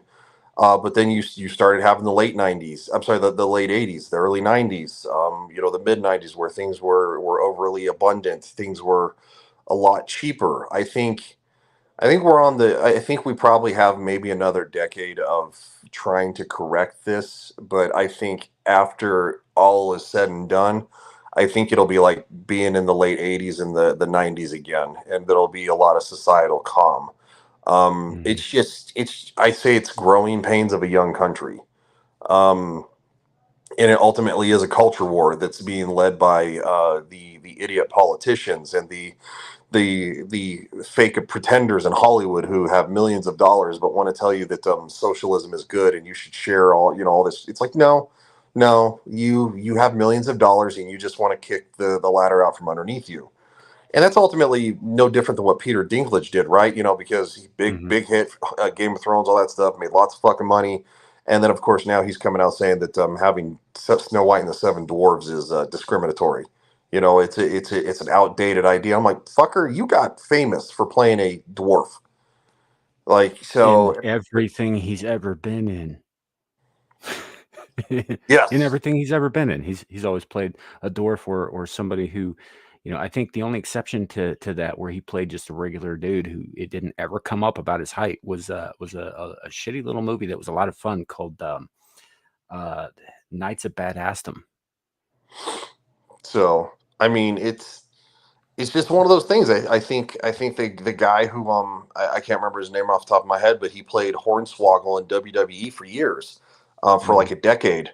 Um, the guy got famous because because he played a dwarf leprechaun in wrestling, and he got to live out his dream. And he's like, dude, he's looking at all this stuff that Peter Dinklage said, about Snow White and the Seven Dwarfs, and now we don't have seven dwarfs. There's literally one dwarf in the whole entire fucking movie, and it's like Snow White and the seven weirdos from fucking L.A. It's They should call it that. yeah. That's what I'm gonna call it from now on. It's like you took a classic story where the dwarves are actually the heroes of the movie, right? The heroes of the story, and you kick the ladder from out behind from underneath everybody else who is trying to climb up that ladder, and I think that's fucked up because now we have all these. It makes no sense, and I think that's I think that's one reason that people can't stand politicians and even famous people nowadays because they have all this money and they think that makes their opinion have more weight than it does because it's like no, usually the people who go into those kind of positions are usually because you have something wrong with you have a lack of identity, you have a lack of self-confidence, and you usually are the worst people to actually lead anybody ever. I can't say that I have, I don't think I can't think of largely any politician of modern day that I would say was phenomenal. Um, I'd say been some pretty good ones, but I don't think anybody's been incredible. And that even goes for like, Ronald Reagan, who was a fucking actor, he made some bad decisions in the beginning of his presidency, right? I mean, so it's, Yeah. yeah, even if you Reinforcing listen no to, fault divorce, introducing crack into black neighborhoods. Yeah, he made some bad decisions. yeah, you Some of know, that was from Carter, but it rolled over. But it's not like he did anything to stop it. my dad has because he works, he has does it like a service job. He goes to people's houses and fixes appliances. And he's been doing it for decades, but they'll get people. It's like no different than when I worked for my last job at the post office. People want to talk about like politics and stuff, and people ask, "Oh, what do you think about the president?" He's like, and literally, and I agree with what he says 100%. His response, he says, "Why would anybody ever want to do that job?" It's like because no matter how good you are, half of the country hates you. And I'm like, no, he's right. He's absolutely fucking right. Why would you want to do that job? You would be miserable all the time. I mean, even look at I don't care what people can say whatever they want about obviously any president. Look at Obama. He was what 45 when he went into office or something like that, right? Mm-hmm. Yeah, Um, he was. and Well, he was still, I think, one of the youngest ever elected to that yeah, position. I don't think he was the and youngest, but he was one of. Yeah, he went in looking young, looking spry, and he came out yeah. looking like he was 8 in his years fucking later. 60s. Yeah, 8 years later, he looked malnourished. His hair had gone gray. Yeah, Kind of looked like he'd been bent over a chair without lube at just a yeah, running start, to borrow a and phrase from my good friend Amira, who got real vulgar on her recent stream. oh no, did she? Yeah, I haven't watched it. Is she gonna get fucking? Is that one gonna get pulled down? it's still up. She asked me after the show. She's like, "You think I should take that one down?" I was like, "Nope, nope, leave it up. See what happens." And it's still up. So Or at the very least, if you might be concerned about it, just private it. Because I didn't know this at the time because I've had a stream or two that like maybe it got maybe a little fiery or something like that, and I've deleted it. But now they say you shouldn't delete it. You should actually just private it. After that whole yeah, geeks and gamers thing, because you can. well, deletion.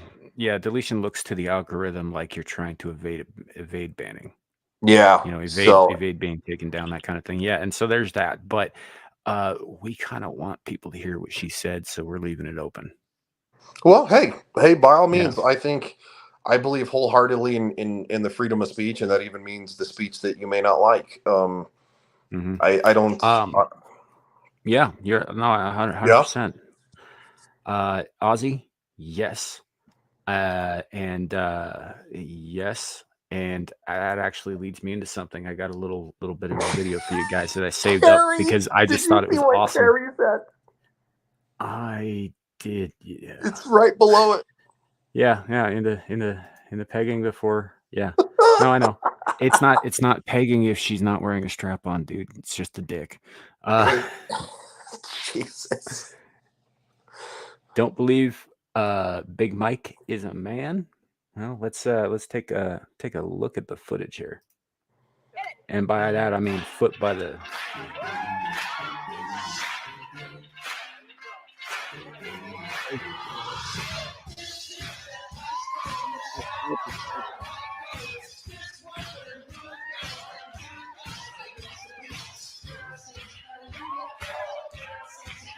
That's man junk.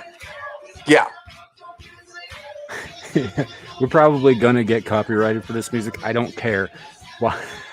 I like how they keep slowing it down. Because I That's believe this is crazy. Prince. Yes, it is. Oh my god! Nah, it's not a strap-on carry. I could see balls in there too. Yeah, that looks like the old Willis and Doodleberries there. Yep. Oh, here we got more evidence here. I'm gonna adjust myself as I go down the stairs here. Just grab my junk and move it around a little bit. Yeah, the old Willis and Doodleberries. Yep. Right there. Yeah. Look. By all means, I'm all for it. Live your best life, but if anybody really wants to dispute that, and I know there are people who are like, "Oh my God, you're just," I'm like, no, that's a dick. Yeah. That was just a fun little clip from InfoWars there. But I think Michelle is in fact Big Mike. I've long thought that. I know I'm not the only one here who thinks that. Nope. If I'm proven wrong down the road, great. Then I was wrong. But I don't believe that I am.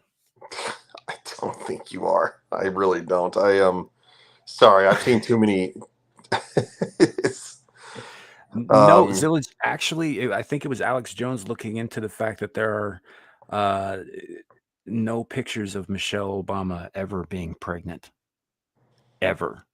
Yep. They don't exist. Nope. I think that's what kicked it off. So yeah. And there's also not a lot of history on said individual either. So it's that led a lot of people to believe that there was a name change, not just a marital name change, but an actual name change.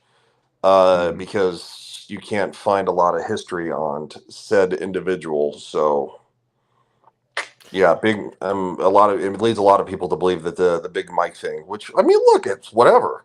Which also lends credence to the current rumor that Barry Obama is gay, which is fine if he is and all that. Whatever, I don't care. But yeah, like to be married to somebody who's got a penis. Yeah, he's probably into dick. Yeah. All that. I think that the wig and the feminine clothes and probably the what I assume are implants, unless those are full on moobs, which is also possible depending on how out of shape Michelle is there. It's probably what is just covered, really. For one thing or another. Like these days, with the ability to say that you are whatever you are, whatever you want to be and all that, and everybody has to go along with it and not question it. Despite our interconnectivity and our just the rate at which information flows and the surveillance under which most of the Western world is constantly under, you can find images of anything. Despite that, I think that even today, now it's easier than it has ever been to assume a new identity. Oh yeah, absolutely. And I think Clue brings up a pretty good question. So who's the mother of those girls? That's great question. Yep. I don't know. Yep. Dude, where the hell are you? By the way, you're supposed to be up on the panel. I had a feeling that if I highlighted that comment, you would say that. But he does raise a great question. I think that's one reason that that anybody looking into their any of their family history was the media shouted at them as being racists because look at the whole controversy over the birth certificate. The media screamed for years that it's just you're being racist. It's like, well, look, I have to be quite frank too. I don't know if I agree with the fact that you have to be born an American citizen to run for president. because I look at these new, well, my generation, even unfortunately, your generation, and even some of the Zoomers. There are people who immigrate to this country who love this country more than people who are born here. Um, Oh yeah. Oh, so that's I almost kind of agree that maybe that made sense at one point.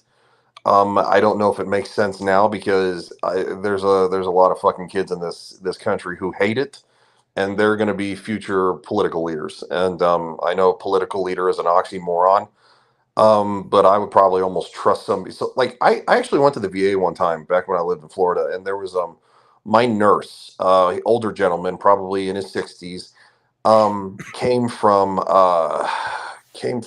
where the fuck was it? Argentina? Yes, Mhm. Argentina, because Argentina's communist, um, or socialist.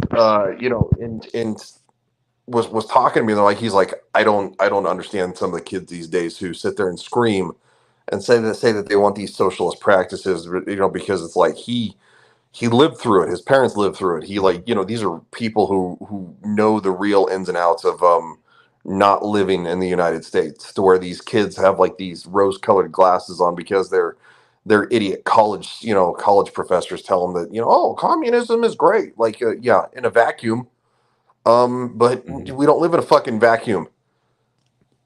Yeah, So well, and that's actually why one of the stipulations for running for the highest office in the land is that you have to be a natural born citizen, so that you don't have any divided loyalties, so that you yeah. represent this country, fully. And so that's a big part of why they're Carrie. Ozzy brought up a good question here. Would not being the first XYX first spouse be worth celebrating on the U.S. left? You'd think so, right? You would think so, but I don't think that that was the goal. I think that changing an identity, maybe hiding who Big Mike used to be, is probably more what this is about than it is about any kind of like transgender activism or anything like that. Well, Um, you gotta consider where Barack Obama came from, who was pushing him into the limelight, and who he came up in Chicago, right? He's backed by Chicago politicians. Chicago politicians are backed by the fucking mob. Odds are Big Mike probably made some enemies at some point and had to undergo some sort of change, would be my guess, and is now in a position where he or she or whatever is protected by the Secret Service for the rest of their life. I mean, that's a hell of a witness protection, if you ask me. Well, also on top of that too, you know, Barack Obama ran on that marriage should be a traditional institution between a man and a woman. He didn't He become. did, but he changed his mind halfway through his term. So Oh, actually, absolutely. I mean, well, look at his last four, last term. He became radically different. And I know that I see where you guys are coming from, saying, that it's so they you know you should be an American citizen, born an American citizens, so you don't have loyalty to another country. But I would immediately bring up, look at what Hunter Biden did. He flew around the country. I'm sorry, flew around the world picking up bags of cash. how old was Barack Obama? Or like, what year was Barack Obama born again? I don't know. I just know he took office 2008. I Yeah, think he no, was like 42, 43. okay, no, I ask because there was a lot of questions thrown around about his fitness for president based on being whether or not he was born in the United States or not. Um, and he kept saying, "I was born in Hawaii. I was born in Hawaii. I was born in Hawaii." And something about that didn't jibe right, because I thought that somewhere in there he had been born prior to when Hawaii became a state in like '56. But I could be wrong about that. I might have the dates mixed up. So if he was in fact born in Hawaii, he probably was born after it became a state, but only just. 50, 52, 56. I don't know. I'd have to look that up too. I don't actually recall. Uh, Ratified as a state. Why is it trying to tell me if Hawaii has rats or not? I doubt it. I don't know. I mean, they might, but uh, Hawaii ratified as a state. In 1959. right? So he was 45 in 2008. Yeah, that would have. Yeah, I'm gonna look up his birthday real quick because now I'm curious. Barack Obama. He's 62 now. He was born in 1961. Okay, so it would have been like 3 years after Hawaii was ratified as a state. So yeah, if he was born in Hawaii, then yeah, he'd be an American citizen. There is some contention about whether or not that's factual, but that's what he's always maintained. So, did I lose you, Ryan? Are you still with us? I did lose him. Okay, well, it's just me. You guys can hear me, right? Just making sure it's not on my end. Let me know in the chat.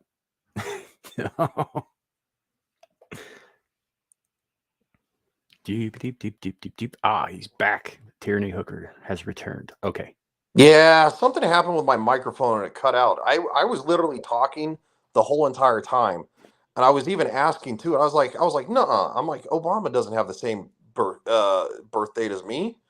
And it was because I was like, I was born on August 4th, 1985, and I was like, was Obama's birthday really August 4th? So I mean, there's only so many birthdays. Like, odds are he's born on the same day as somebody that you ran into at some point in your life. no, I mean, it's just I'm just I don't know, kind of just I never heard that. So if we share the same literally birth date, then I'm kind of caught off guard because obviously the media loved the former president a lot. Yeah. So yeah, Ozzy says Googled it. So yeah, all right. So, but I know that a lot of the contention was about. I think his father is Kenyan.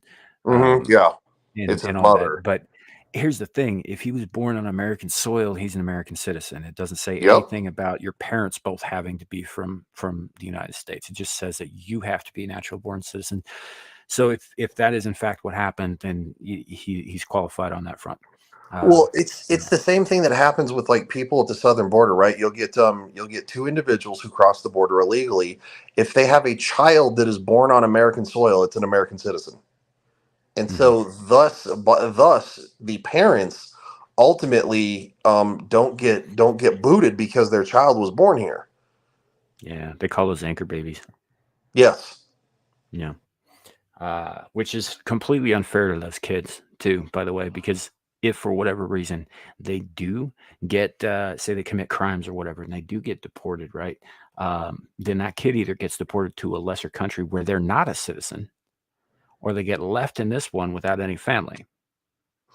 Well, and that's why that stuff literally doesn't really happen. So because usually too, if you have like a husband and a wife who come here illegally and their child is born here, for the most part they're not coming here to commit atrocities, right? They're coming here because they want a better life for their child, and so that in that sense I understand. Where I have a get major it too. It's still a loophole and it's still illegal. No, it absolutely is a loophole. I think we're on the same page where it's the one it's the free and open border to where you get these gang members that come across the border, and it's like when that huge migrant caravan was coming, like, oh, there are people escaping to a better life, and I'm like, how many fucking working age men do I see coming? It's like, dude, seriously?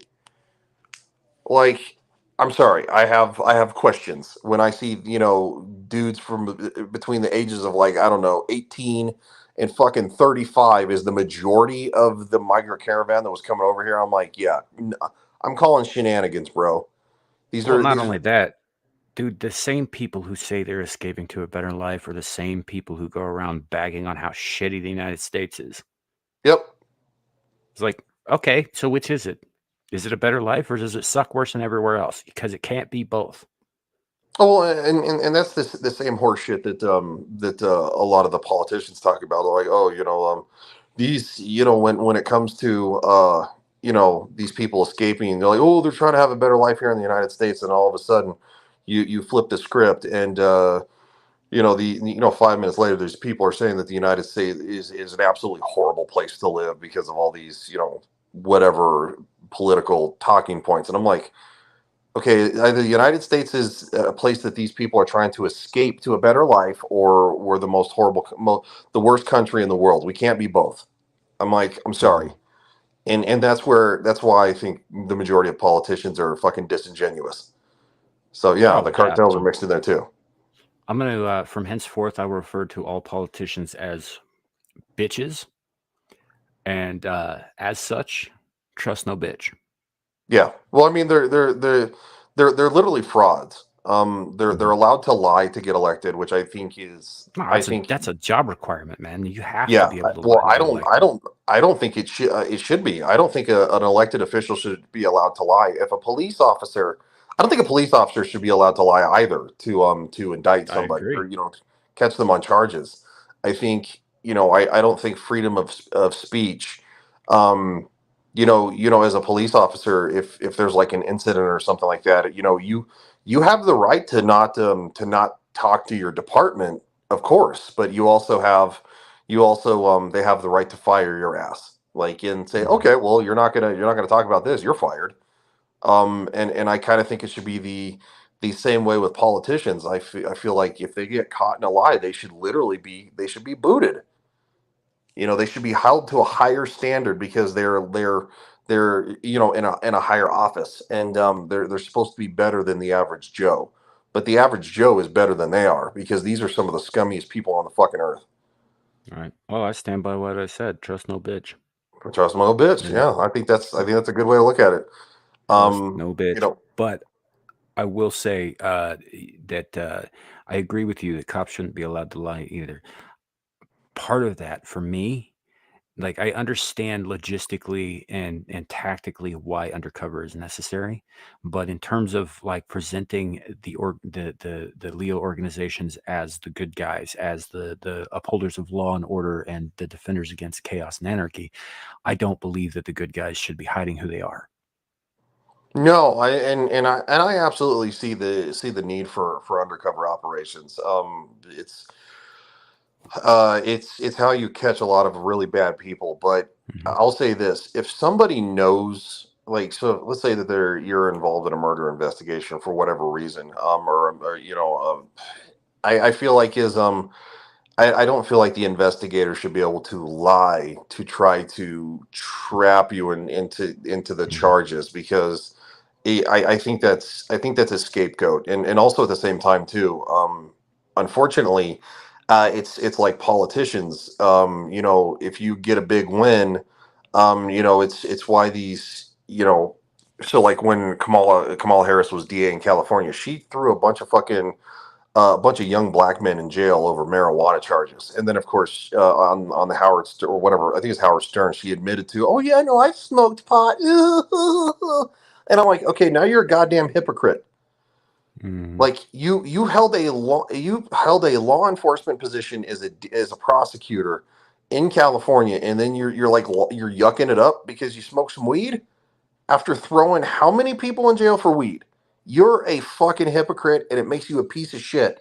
And quite frankly, that should make you disqualify you from any political office. Well, from her point of view, somebody's got to stamp out those license plates, and it's not like potheads do anything else of value. Yeah, I mean, I'm also, at the same time, to be hired as a police officer, you have to pass either a polygraph test, or they have the voice stress analysis. I think you should have to do the same thing as a politician. You are privy to information that the normal American public is not. And I think on a yearly basis, you should have to sit down and take a polygraph test. And if you fail, you're done. You're out. Yeah. If you can, so I mean, I'm a firm believer. I believe in honesty and integrity wholeheartedly. And I'll say, in the world of politics, there is none, and there should be. I should also clarify what I said there was meant as a joke from Heels Up Harris's point of view, not from my point of view. I don't believe that people should be held longer than their sentencing. I don't believe that people should be forced into labor against their will, even if they are in prison, because we have a word for that too. I don't think any of that shit was right. She does. But I don't. Although I do think that potheads, for the most part, are pretty useless people. But Yeah. yeah, I mean, but at the same time, I'll say this. For the most part, potheads don't hurt nobody. Most of them sit in their house and just get fucking stoned. Are you a waste most of of them. Yeah. space? Yeah, absolutely. You're no different than a fucking, in my opinion, an alcoholic who sits in their house and just gets trashed all day. But if you're not living off the government dollar, which basically is our taxpayer money. I guess by all means, drink yourself to death. You're an adult. You know what you're doing. You know it's wrong for you. And it's just kind of the way it is. But no, I don't know. I have a set of higher moral standards for those of us who set about our laws, because the majority of the people who vote and on these laws have probably broken more laws than the average person, in my opinion. I agree 100% with you, man. If you're going to be in a position where you can enforce or adjudicate or lay down laws that everyone else has to adhere to, then you have to be held to a higher standard. You have to have more integrity than the average Joe. You have to.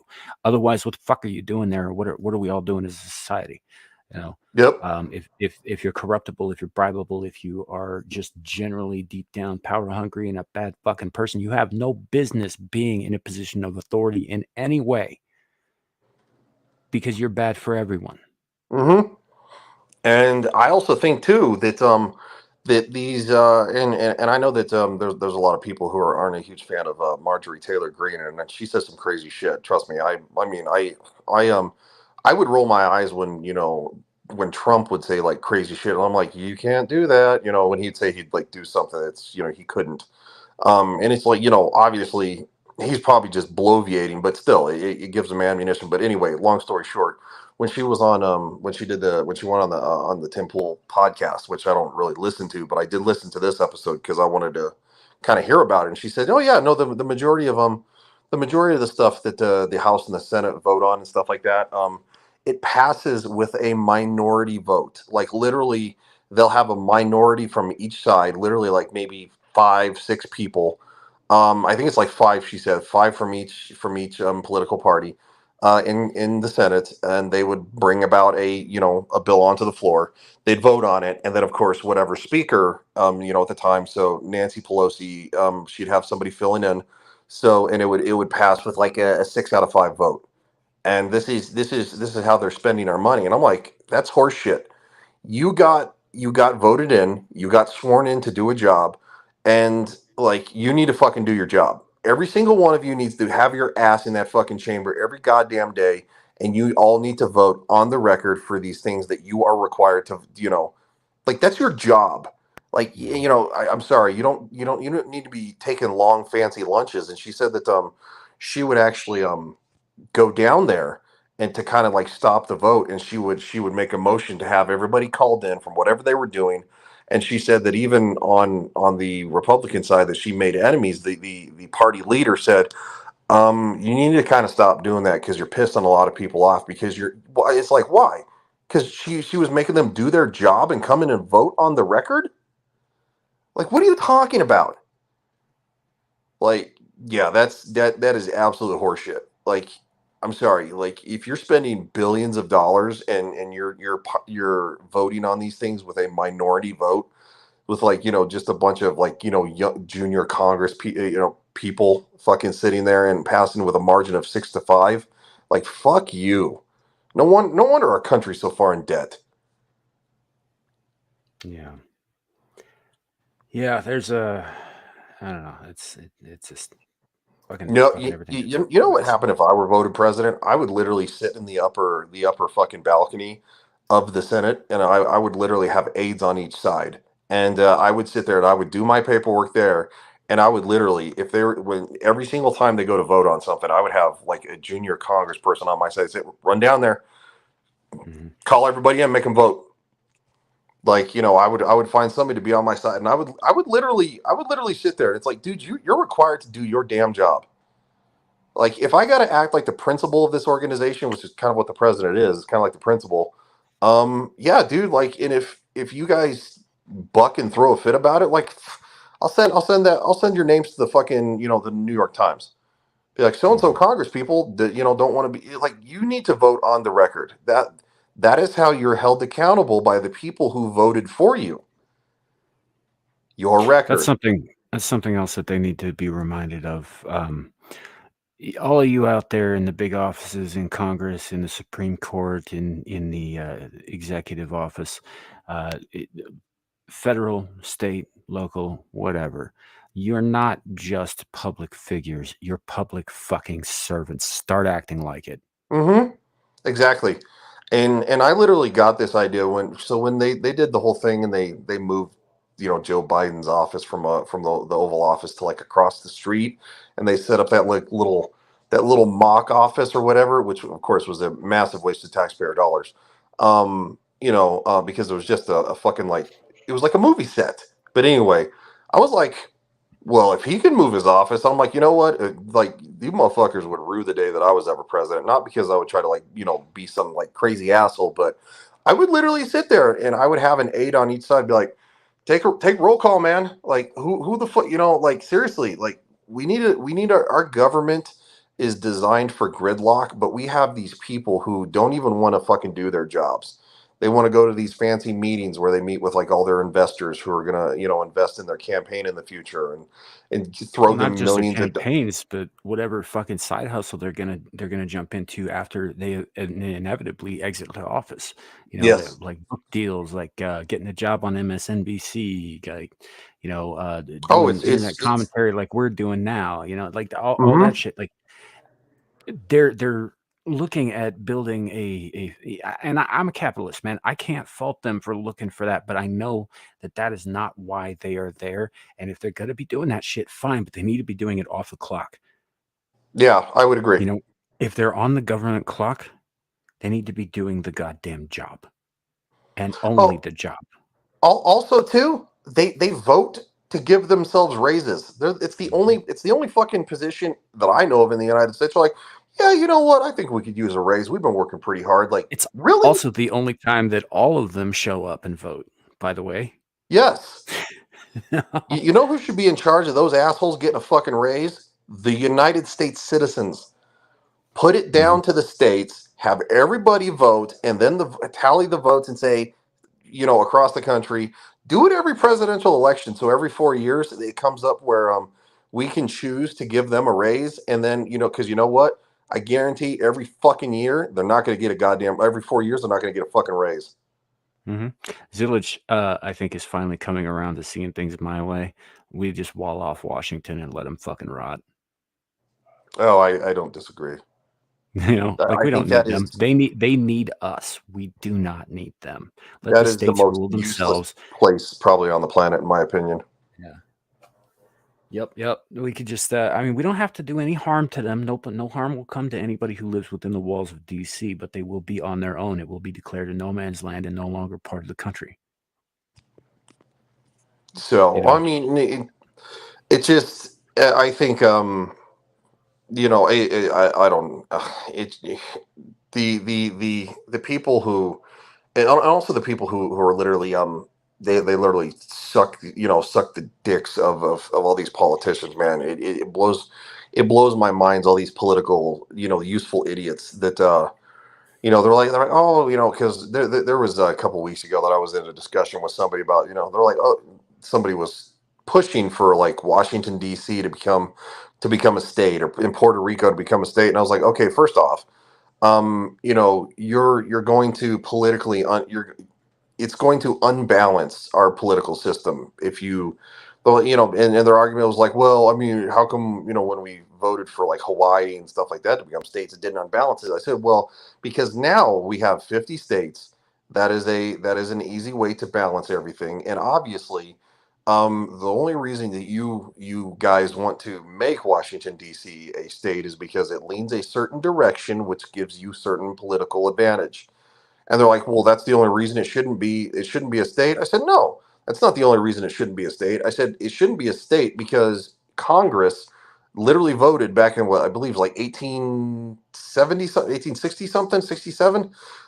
They, Congress actually voted to make, the Washington D.C. The District of Columbia a federal district, and that's all that will be only governed basically by itself. It has no power other than that. It has no state power or anything like that, and it shouldn't, because that's what it was voted to be, and it was actually added to the one of the what it was added to the Constitution too. It was the Constitution that they made an amendment and added it that Washington D.C. will only be a district. It'll never be a state, and it shouldn't. Well, it has to remain outside of that. No one state can have That that much power. much Yeah. power. Like that's the whole point. I mean, they actually took land from two different states to create the District of Columbia. Virginia to a lesser degree, and Maryland to a greater degree. But and that's fine and all. I have less of a problem with Puerto Rico becoming a state, than I do with DC becoming a state. As far as I'm concerned, like Puerto Rico, Guam, the Virgin Islands, these are all like basically vassal states to the United States. The citizens there are not full citizens. They could be, but Yes. they're not. And I think that like we've held on to Puerto Rico for so fucking long, and they're so ingrained in US culture, that as far as I'm concerned, why not give them full citizenship status? Why not give them statehood? I don't have an issue with that. It wouldn't be the first time we had an odd number of states. We'll be fine. No, of course not. DC cannot become a state. No, and that's the one. Yes, I'm with you. That's the one I'm hard pressed on. Puerto Rico, I'm a lot less stringent. It also boils down to the fact that what's up? If I understand correctly, it's actually up to Puerto Rico at this point whether or not they Yes, become a state. They it have is. to. They have to like. I think there's a petition involved and a vote that they've got to do that'll bring it before Congress, and then it gets ratified or whatever. But they have to initiate that, and they haven't done so. So they may No, not they don't even want be it. interested in becoming a state, which is fine too. Yeah, they don't want it. And so when you have these useful idiots and listening to these politicians who are on one side, they're on the Democratic side, they say, hey, we want to make Puerto Rico a state. Well, you're not doing it for the right reasons, because the people of Puerto Rico don't want it. They could very easily petition to get it in front of Congress, yes, and they have not done so. So you have these politicians pushing it for a political reason, not for the right, the rights of the people who, to what they would gain under becoming a state. So I love when they bring up Hawaii as an example too. They're like, "Oh, we did it with Hawaii." I was like, "You don't understand exactly how that happened, do you? Because we stole Hawaii from a sovereign kingdom and killed their rulers." Yep. It's like that was not a peaceful transition, and they did not choose to Nope. become a state. We annexed the motherfuckers. Yeah, there was nothing cool about that. These people are so morally bankrupt that the first thing that they are the ones to like be like, oh my god, the United States is so terrible, colonization, blah blah blah, all that garbage, and to denounce it, and then all of a sudden when it fits their ideology, they'll be like, oh look, well, Hawaii became a state, and it's like, yes, through the colonization and force, ultimately resulting in violence. So you're either against it or you're for it. So like you can't be both. Because these are the first people to literally shout the fact that like, yeah, the United States was built on racist ideologies and in slavery, and I'm like, and I've literally had this argument, and I'm not going to speak bad of anybody. There's a YouTuber who is in our sphere who unfortunately she because of her skin color, she does play the victim card when that kind of stuff comes around. And I literally had a conversation, with her, and I was like, dude, I'm like, there's literally slavery today in this world. to this exact date. I'm like, can we kind of let the slavery of the United States is past? Can we kind of let it go? And she literally bit my head off, and she's like, I'm not talking about slavery in today's world. I'm talking about what happened here in this country. And I'm like, do you hear how stupid that sounds? I'm like, you literally just dismissed a whole 30 million people, because there's about 29.3. This was about a year and a half ago when I looked this up. Yeah, so it's probably there are more actual slaves in the world today than there ever were when we were running slavery in this country. But you have these people who are like, well, but and it's like, no, it's over, it's done. Like we're past it. There are real problems in the world now. Like, if you want to address that, cool. I'll talk to you about that. But don't must slavery me from the past, when there's 30 million slaves on this planet, and guess where the majority of them are? Africa and the Middle East. But yes, they don't like it when you talk about the ones in the Middle East. There's certain countries where, oh yeah, absolutely, there are. If you're a shade or too dark, they will steal and burn your passport so that you cannot leave. Literally, and this is actually historically accurate. And there's a comedian who talks about it. His name's Russell Peters. He grew up in Canada, but his parents immigrated from India. Yeah, I know who Russell Peters is. Yeah, there was literally a whole we'll say subsection of Indian people who were bought and brought to Dubai, and they're the ones that build all the buildings, and they're actual slaves. Mm-hmm. They're actual slaves. And it's a whole subset of Indian people. Just bought the whole lot of them. We'll buy the people. It's funny too, because Dubai is hailed as one of the most modern cities in the world. It is. It's a bit of a marvel, but they don't like talking about how it was built. No, because it casts the people who had it built in a very poor light. Mm-hmm. It just. But it is. It's still a thing to this day. I just had a very fun idea. Just like one of those flash of inspirations. So when I clip out the danger bus and I get that clip ready, it's got no sound. It's got no sound effect, right? So I'm gonna splice in the Roadrunners meep meep meep meep. That's what I'm gonna do. Yeah, it's hysterical.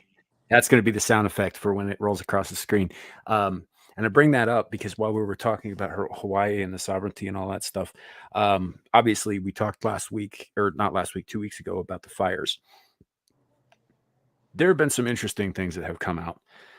Aside from, The Rock and Oprah getting their shit pushed in online, talking about giving to the needy right after Oprah bought 600 fucking acres on Maui. But yeah, well, aside from that, you'll also notice that if you go back and you look at the footage, which I don't have a lot of it here, but if you go back and look at the footage, a lot of the houses that didn't burn had these blue roofs, like very blue, like a specific shade of blue. And you remember what I said about how I wasn't sold on the idea of a space laser, but I was considering it certainly possible. Yeah, so there might be something to that in this blue roof shit. Check this out. So this is ostensibly the color of blue here, and these are I believe wet towels, and this isn't even space laser powerful. This is like a class 4 laser, which you can get for like science classes in high school. Laser weapons can be programmed for different wavelengths. Right, so of course it could do something like that. Yep, I've seen this. Mm-hmm. But this is the kind of crap, though, that of course they're like, it's a conspiracy theory, and I'm like, yeah, okay. Well, it's not just conspiracy theory, man. I gotta, I hang out with you. I hang out with a bunch of other veterans. Some of the veterans I know quite a bit more about certain things than the average public does. This sort of technology does exist. Yes. The space laser technology does exist. I ain't saying that Jews made it. That's been the prevalent theory on Twitter. Right. It's like, it's Jewish space lasers. The Jewish space lasers. And I'm like, oh, God. I'm saying that our military and possibly several other militaries has this technology in orbit, and probably likely has for decades. So Oh that's yeah, not I mean entirely possible. the concept for Star Wars came about back in the 60s. hmm Well, yeah, and if you look here on the screen here, there's a blue car right there. It appears to be just fine for the most part. That's toast. That's Mm, toast. This is all toasty. That's all toast back there. But this blue car right there doesn't even look like it's got much in the way of bugs on the windshield. So to be fair, it could have been placed there for a photo op. I don't know, but I'm just saying that the fires on Maui, there's a lot of suspicion and way too much coincidence surrounding. And I called it from when it first happened, because fucking Lady Gaga's house was in the path of this fire, and literally the fire burned around her whole entire property. Like, her mhm. house was in the middle of it and it burned around it. Not a bush was singed. Oh no, she's kind of high up on that weirdo list that we've kind of talked about a little bit. She supports them weird world ideologies, we'll just say. I'm just saying, Yeah, it's super look, I've seen strange shit, but that's like super strange. And I don't need to fucking go to fantasy or fucking science fiction to, because reality is a lot stranger than fucking sci-fi. It really is. I've been mm, around the block a few times, and I think most veterans, anybody who's been in like a in a dangerous job, like firefighters, police officers, paramedics, you will see shit that is a lot crazier than the shit that you see in the movies and television, because real life is by far weirder than fucking fiction. So no, I don't need to make up these kind of fucking stories for. Sorry, I just don't. yeah. I know there's an online sentiment about a specific, shall we say, group of people, and like being nefarious and being behind all of the evils in the world. I would say that I don't subscribe to that. I think that some people who may be members of that group are probably involved, but so are some other people. You know, um, but it does seem a little. I don't know. I'm starting to kind of come around to this idea that it was like orbital targeting um, that happened there. It's just too precise, even for like controlled burns. Like say they set up charges or whatever weeks in advance, right? To start fires and all that. And even with controlled burns, there's always variables. There's always unpredictable things that could happen. Like, the wind was blowing so hard that day, right? So why Mhm. did the sparks not jump over to these untouched houses? Because it should have. Well, and like, I think even if you look at Oprah's beachfront property, she has one of the largest ones, right, or something like, or it was somebody's beachfront property, and they showed a picture of it. The fire literally burned right up to the edge of the fucking these $1 million beachfront houses and stopped. And I'm like, what? And I'm sorry, but also at the same time, this our government is not above gaslighting us. It was the Central Intelligence Agency that they came up with the actual term of conspiracy theory. And we've Mhm. talked about this more than once. It's been fucking confirmed. That the CIA may, in actually declassified documents, through the Freedom of Information Act, came out. The CIA was the first one to use that term of conspiracy theorists, and it was, so no, I'm not I don't buy it. It's just, I don't know, it's very strange. And we even look at the wildfires that were in Canada, that were bordering New Jersey, New York, stuff like that. That was a controlled burn that was done for Controlled. a controlled burn that was done for political ideology, because it was international. I guess it was like Women Firefighters Day there, so they had a bunch of female firefighters like trying to do controlled burn. They're like, "Oh, look how special! Like, oh, look at all the women in firefighting! Like, woohoo!" And it got out of hand, and it burned like the majority of that area down and caused massive air pollution. And New York City was covered in a haze for like, what, a week. Man, they were seeing that it was hazing up Atlanta. Yeah, and of course, what's the first thing that that they run with? It's always the ideology, and they Yeah. it Well, had nothing the to do with problem the with fact. that, yeah, It had nothing to do with the fact that it was a fucking mistake. no, it had to do with the fact that the person who planned and gave out the orders to carry out those specific burns in those specific locations at those specific times was the diversity hire. It wasn't as much the people on the ground, although I'm sure that played a factor in it. It was the person who was in charge of that project who was the Yeah, it diversity was. It hire was. that was the It problem. was all She diversity. was Yeah. not actually there and present for the lighting of these fires or any of that No, stuff. but it. Yeah, it But was. It was supposed to be this giant celebration for yeah. that area, what, Quebec, of that part of Mhm. Canada. And I'm not 100% sure it was due to incompetence. I think that it's possible that she was ordered to plan it out that way. You never know. But Yeah. you never heard in the media once that it was an accident. It was something that got out of hand. It was just, oh my god, like climate change, and I'm like, you didn't really have to do that much of a Google search to really find it, because literally the local fucking paper in the in the town that the area surrounded, that was in the middle of that area, the local paper wrote about how it got out of hand, like Mhm. a 2-minute Google search, and they wrote an article about it. Our fucking national media, of course, they immediately run to climate change, and I'm like, well, if you keep fucking up and setting fires like that, probably you fucking turds. Yep. Yeah. But the Hawaii thing gets more suspicious. Apparently, people who are residents of the neighborhood Lahaina, I guess it was the most damaged area. It says Joseph Toakala of Lahaina was arrested by Maui police for violating rules and orders, quote unquote, from Mayor Richard Bisson by entering a quote unquote restricted area.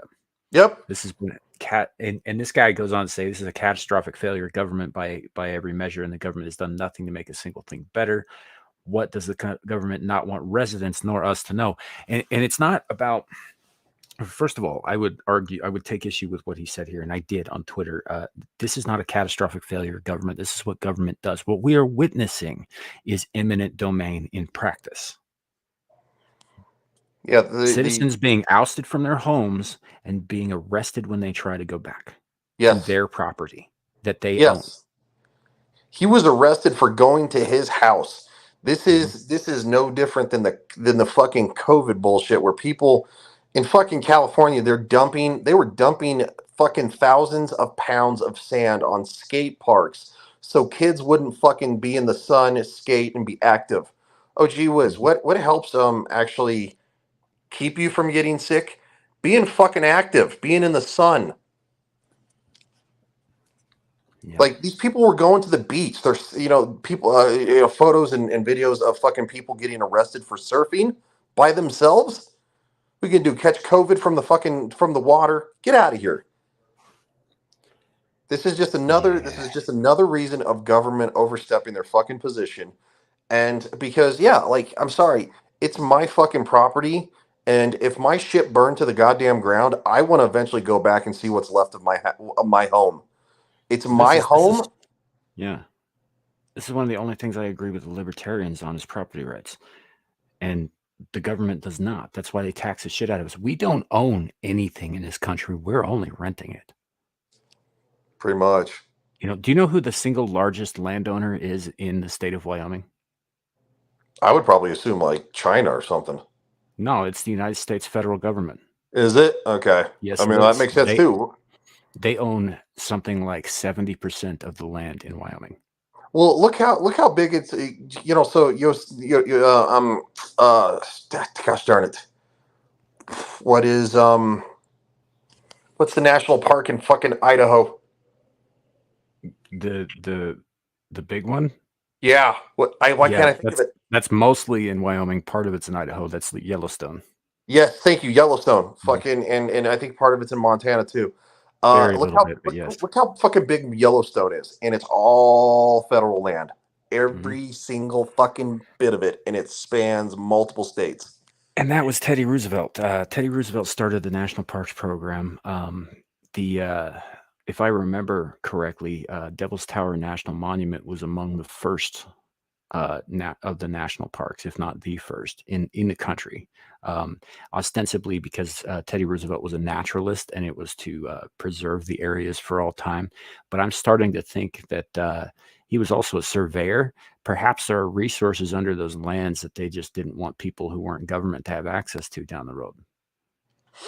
You know, in a great way to look at this too is that if people think that the government is going to take care of you, just look at what they did to the Native Americans on reservations. Yeah. Oh, yeah. And all of the reservations, mind you, are located in areas with very little resources in terms of like modern resources. Like you're not going to be able to like strike it rich with oil out Yep. in the barrens or whatever. There are some that are better than others. Wind River, for example, is a much better place for traditional living than say Pine Ridge, which is a fucking dust bowl. You know, and these are reservations that are near me. You know, Well, it's just but it's always been about control of resources, control of land. And if the government owns the thing and you can't buy the thing, and then they tax you on a thing that you can buy, that you do own, you know, but you got to keep paying that tax. It's not like a sales tax. You got property tax, you got upkeep, you got all of this other stuff, water rights. All of that shit is revenue for the government. All of it, which means that you don't own anything. They own you. yeah. Well, I mean, the government essentially owns. I mean, they literally own the Native Americans of this country because first off, they throw money at them every month, and alcoholism and drug abuse is probably some of the highest anywhere in the country, and it's on American reservations, Native American I'm gonna reservations. I'm going to push back a little bit on that. The Native Americans can also choose not to do those things. There is a Oh, of lot of that course. shit that lands squarely on their fucking shoulders. Oh, absolutely. You know, and it ain't. I'm not saying that all of them get mired down in the fucking booze and all that shit. They don't. But yeah, you're right. It's absolutely rampant on there, and a lot of that has to do with being caught between. The old people are like, oh, you got to honor the old ways, and the young people who want to go off and go get a goddamn education, and the people in the middle who are just so fucking miserable that they'll beat anybody who steps out of line nearly to death. That's what it's like on reservations. Oh yeah, Mostly, absolutely. at least out where I'm at. And the birth rate is in the shitter. You think the national birth rate for us is bad? You think look at a reservation, dude. Like it is bad. I give it a couple, probably another 50 years, and the Native American population will be almost minuscule. AIM's going to be really unhappy to hear that. Then maybe the U.S. government should stop throwing money at them. I mean, because look, this is also a thing too that lends credence to. Look at everybody when they were sheltering in place in their homes for COVID. Drug abuse and alcoholism shot through the fucking roof. You know why? Because people need fucking purpose. People need to work. It's good for you to work. It's good for you to get out fucking side. Like, in people who have most of the time people who have jobs who like where they work outside all day, you know what? They just want to go inside and relax. And then people who have jobs where they work inside all day, they just want to go outside and breathe fresh air. Because human beings, too much of one thing is bad for you. And so no, I don't. The reason I don't support, and I didn't support anybody staying home. I don't support fucking the Native Americans drinking themselves to death, because there's a large population that does that. The government does not solve all your fucking problems, and this is literally right here. This guy getting arrested because the fucking what the governor of Hawaii said that basically said, no, this is a restricted area. You can't go there. Motherfucker, that's my house. I'm going to go to my fucking house. And if I get arrested, guess what? I'm going to turn around and find a fucking lawyer, and I'm going to sue all your asses. Yeah. Yeah, they shouldn't have arrested this man. He was going to his property that, as I understand it, he owns. And that's his right to do so. It doesn't matter if it's dangerous or not. That's his choice to make. Yes. But these guys, apparently they're keeping everybody out of this neighborhood. They're yes. And he just decided not to listen to him because it's his fucking property, and that got him arrested. Which, by the way, this being national news, this tells everybody else who wants to try that shit not to, because they'll get arrested too. They're making an example of this man for simply trying to visit his own property and probably try to assess the damage and see if there was anything he could fucking salvage from it, which they should have let him do. But so that leads me to believe that there's something going on in the area they don't want people to see. Mm-hmm. Because even after a major fire in say, Southern California, right? If it hits one of the suburbs, even after that's done, when the fires are gone, they let people go in and try to pick up the pieces of their fucking lives. Yeah. I mean, it's done and burned down. Like there's no more danger. Like it's people need to salvage their life, and the fact that they're not letting them do that is extremely suspicious. Yeah. That's what I'm saying. I think there's lizard people. Personally, I think the lizard people, space lizards, were fired by the lizard people, and the lizard people are moving in and setting up shop. That's what I think. I think they're wearing masks that make them look like Oprah Winfrey over there. She's going like, "You get a fire, and you get a fire, and you get a fire, and all of you are getting your houses burned down except mine because I'm a lizard person." Yeah, well, it's as fucking suspicious as all these farms and food processing plants around the fucking world, and even in the U.S. Like all of a sudden, so such and such food processing plant and wherever one of the major distributors for all the food of this area of the country is just caught fire and burned to the ground, and I'm like, so one food processing plant catches on fire. I'm like, that sucks. 2, okay, that's weird. 3, okay, now there's a problem. How about that dairy plant where all the cows spontaneously combusted among vats of milk? Yeah. Somehow. Mm-hmm. Yeah, the spontaneously combusting cows. Like I'm just milk doesn't burn either, guys. Yeah, I'm kind of at the point too, is that I'm sorry, I'm not retarded. And of course, this is another thing that got lumped under conspiracy theories. All these food processing places and farms burning to the ground. You have these giant, 100 acre properties and shit. I'm like, after like the 5th one, I was kind of like, no, I'm gonna go with no on this. I'm sorry, somebody's setting this shit on fire. It just is.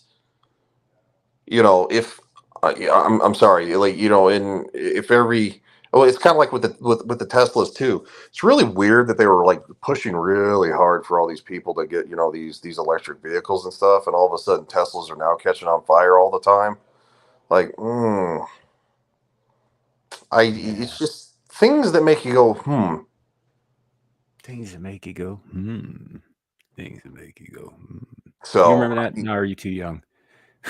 No, I remember that, but I was looking at what Zillage says. Yeah, they really think we're dumb. No, and that's true. Yeah, because there are people that are that dumb, that are that gullible. I would say that they did think we were that dumb. Now they don't care. No, now they don't care. Yeah, that's a good point. Yeah. Yes, Ozzy, I've seen V, and that's kind of what I was referring to. I don't actually believe that there are people who are in fact reptiles wearing human skin masks. I just think there are some evil motherfucking people out there. Yeah. It's just a way of saying that for me. Although it is fun to talk about. I will say, if you haven't seen it, go watch Iron Sky and the sequel to that, which takes place in like the core of the earth. It's hilarious shit. And what Zillage also said too, we've talked about on this show before. Now they're poking the food, the animals we eat, the chickens. They're vaccinating the chickens, the cows, and stuff like that. They're going to start mixing the COOF vaccine with the flu vaccine. So now you're going to have a certain percentage of the population who'll never get the flu vaccine ever again, because now you want to combine them. I'm sorry, you start putting these things into animals, and we consume them. I mean, look, they're growing meat in a lab now. Like, oh, great, how healthy is that? Like, these are all things that they say is for convenience, and they say it's for to better help not pollute our planet and all that crap. They say that it's going to be easier on the environment to lab grow meat. Okay, well, what's that going to do to a person? It isn't about the person. The person is the hard thing on the environment. They're trying to cut back Yeah, on the exactly. person, They don't but care. here's here's the thing, Ryan, about when you said that they're going to start like putting it into the flu vaccine. Yeah, of course they are. And not just that. They're going to put it into every injection. You're Mhm. never going to be able to get away from this stuff. They're going to put it in your food, in your water, in your air. They're going to put it everywhere because one way or the other, you don't get to say no. Yes, You know, exactly.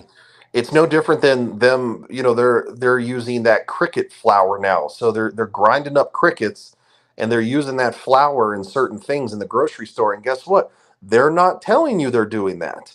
And there's Mhm. actually a push by certain people to get the FDA to require them to identify that there is a bug sourced product in this food because it's cheaper. It's cheaper, and guess what? You will eat the bugs and you will be happy. Well, it's only cheaper for now. What happens if we go down this road? Say we go down this road as a people, as a world, right? Everybody's eating the bugs, right? And yeah, bugs reproduce pretty fast. But are they going to reproduce fast enough for 8 fucking billion people? Really? Bugs are No, tiny. because We I can't think digest half of what they are. The chitin is mhm, indigestible to humans. We cannot digest it. It fucks us up. It cuts up our insides. Doesn't matter how small you grind it. So mhm. we would have to consume how many pounds of bugs a day each Yeah. in order Well, to and sustain ourselves as a people. There ain't going to be bugs forever at that rate. There ain't. no, and I don't and care how and many billions of them there are. and Zillage is also right too. There are a lot of there are millions of people with a insect allergy. And There won't be after a while. no, there won't.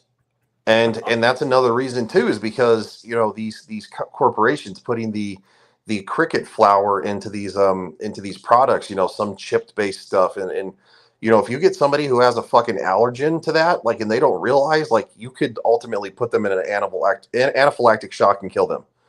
And Oh so yeah. that's why they're trying to get it required to have to be able to put on these, say, hey, this is what's in here. And yeah, and of course it also goes to the fact that most people don't look at the nutritional label on the back of the products they buy. I'm one person who has done so, because I did wrestling and all that stuff, and I was very, very strict about what I would eat. But the average American person doesn't do that. They just buy the product they like. So if Doritos starts freaking putting this fucking cricket flour and whatever, and their chips before they, people are going to be none the wiser. Mhm. This is the other reason that they're using the cricket flour, because honestly, wheat flour and corn flour don't cost that much. Not really.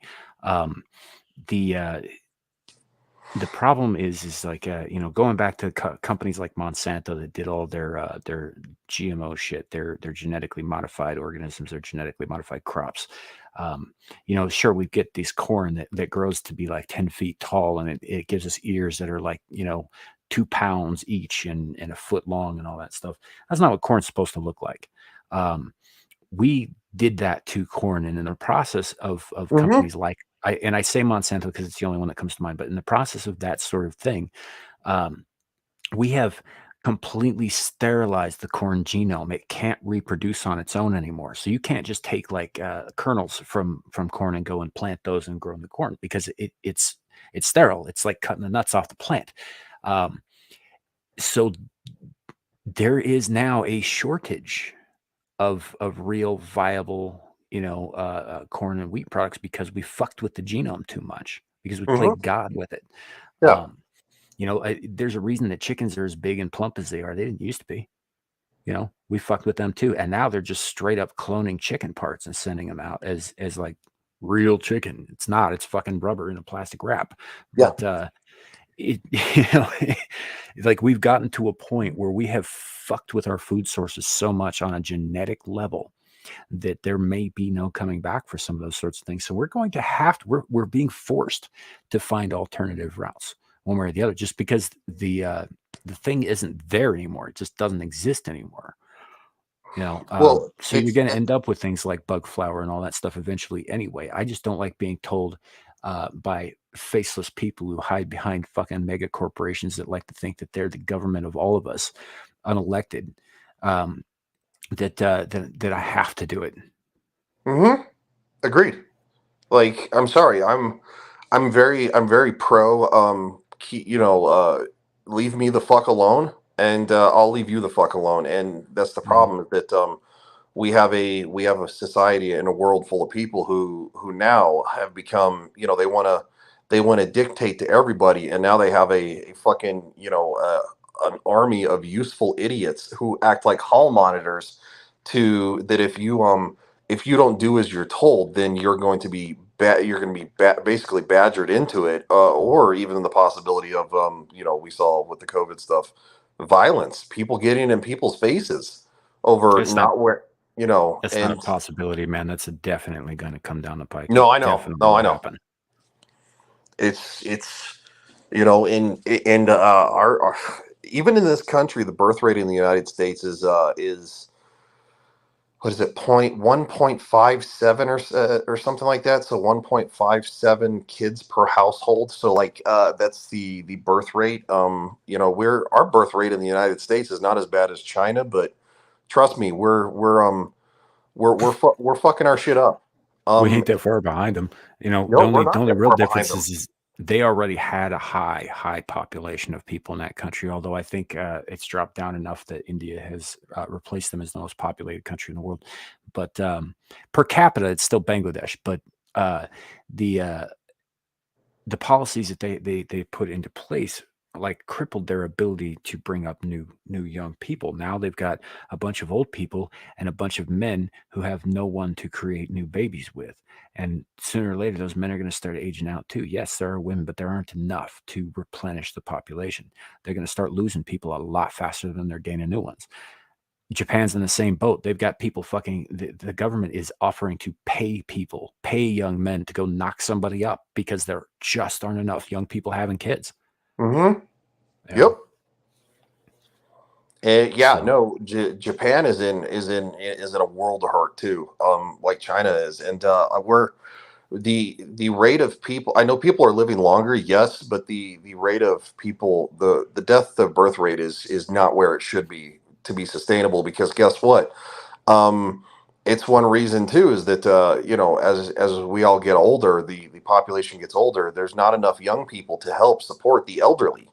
And mhm. unfortunately, much like children, the elderly need to be taken care of. And so we're literally digging ourselves into our own fucking hole. And so, Well, we're doing it on a societal level as well, because you have these people who are in their 30s, 40s, and 50s, who oh, I don't want kids. I've never wanted kids. Well, which, because, and I think that's, I mean, fourth wave feminism is very extreme, has been extremely detrimental to the birth rate in this country, because, oh, I'm a woman, I don't need no man, blah blah. It's like, these, and the happiness of this country has drastically declined, ever since, since we become such a self-centered society, and gotten away from the traditional family.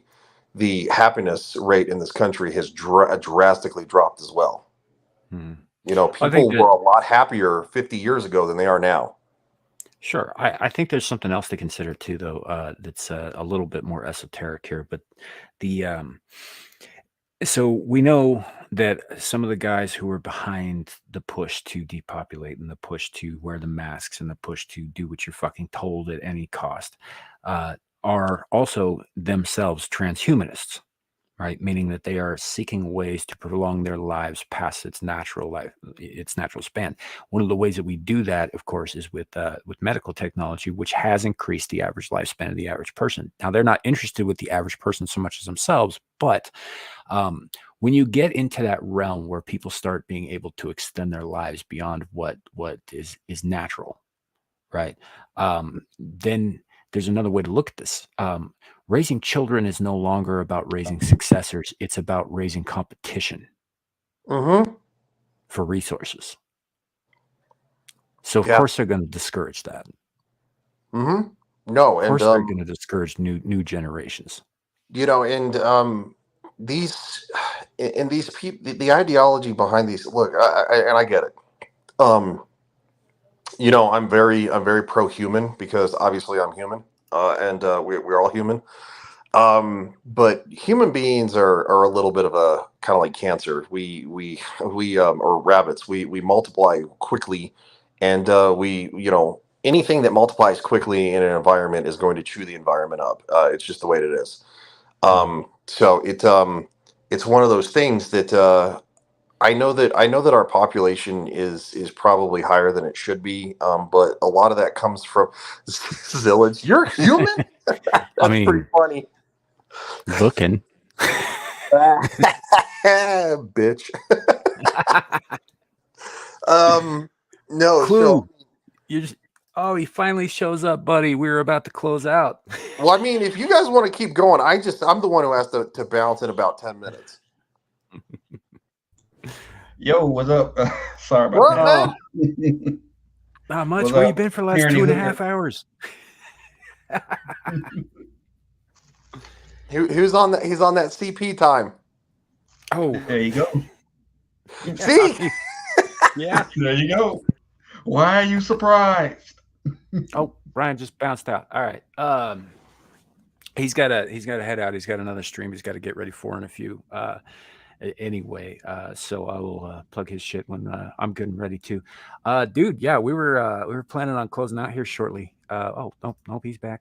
Yeah, God damn it! I got a little too rowdy and I freaking like bounced myself out by accident. Stop jerking I off. could have swore he said 10 minutes. Dude, you really didn't stop beating off during the discussions, okay? I mean, it's this totally disrespectful. Oh So- God, that's funny.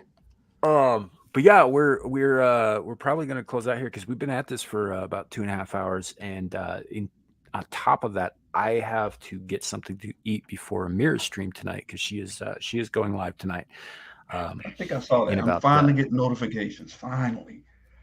Yeah, I think some of that is the algorithm starting to pick her up a little bit more. It's still a That's newer good. channel, so that's good. That is, yeah. No, but I think we've had a pretty good discussion. But we should probably wrap it up because the black helicopters outside are starting to get a little loud. So Well, pull your They're fucking probably pants onto up us. so you can present yourself with some dignity. they're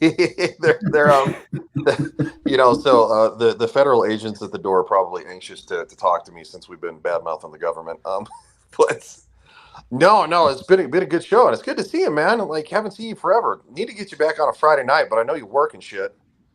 Did you see last night's show? He hasn't watched it yet. No. I haven't watched it yet. No, I need to. But no, Came in right after Nomi.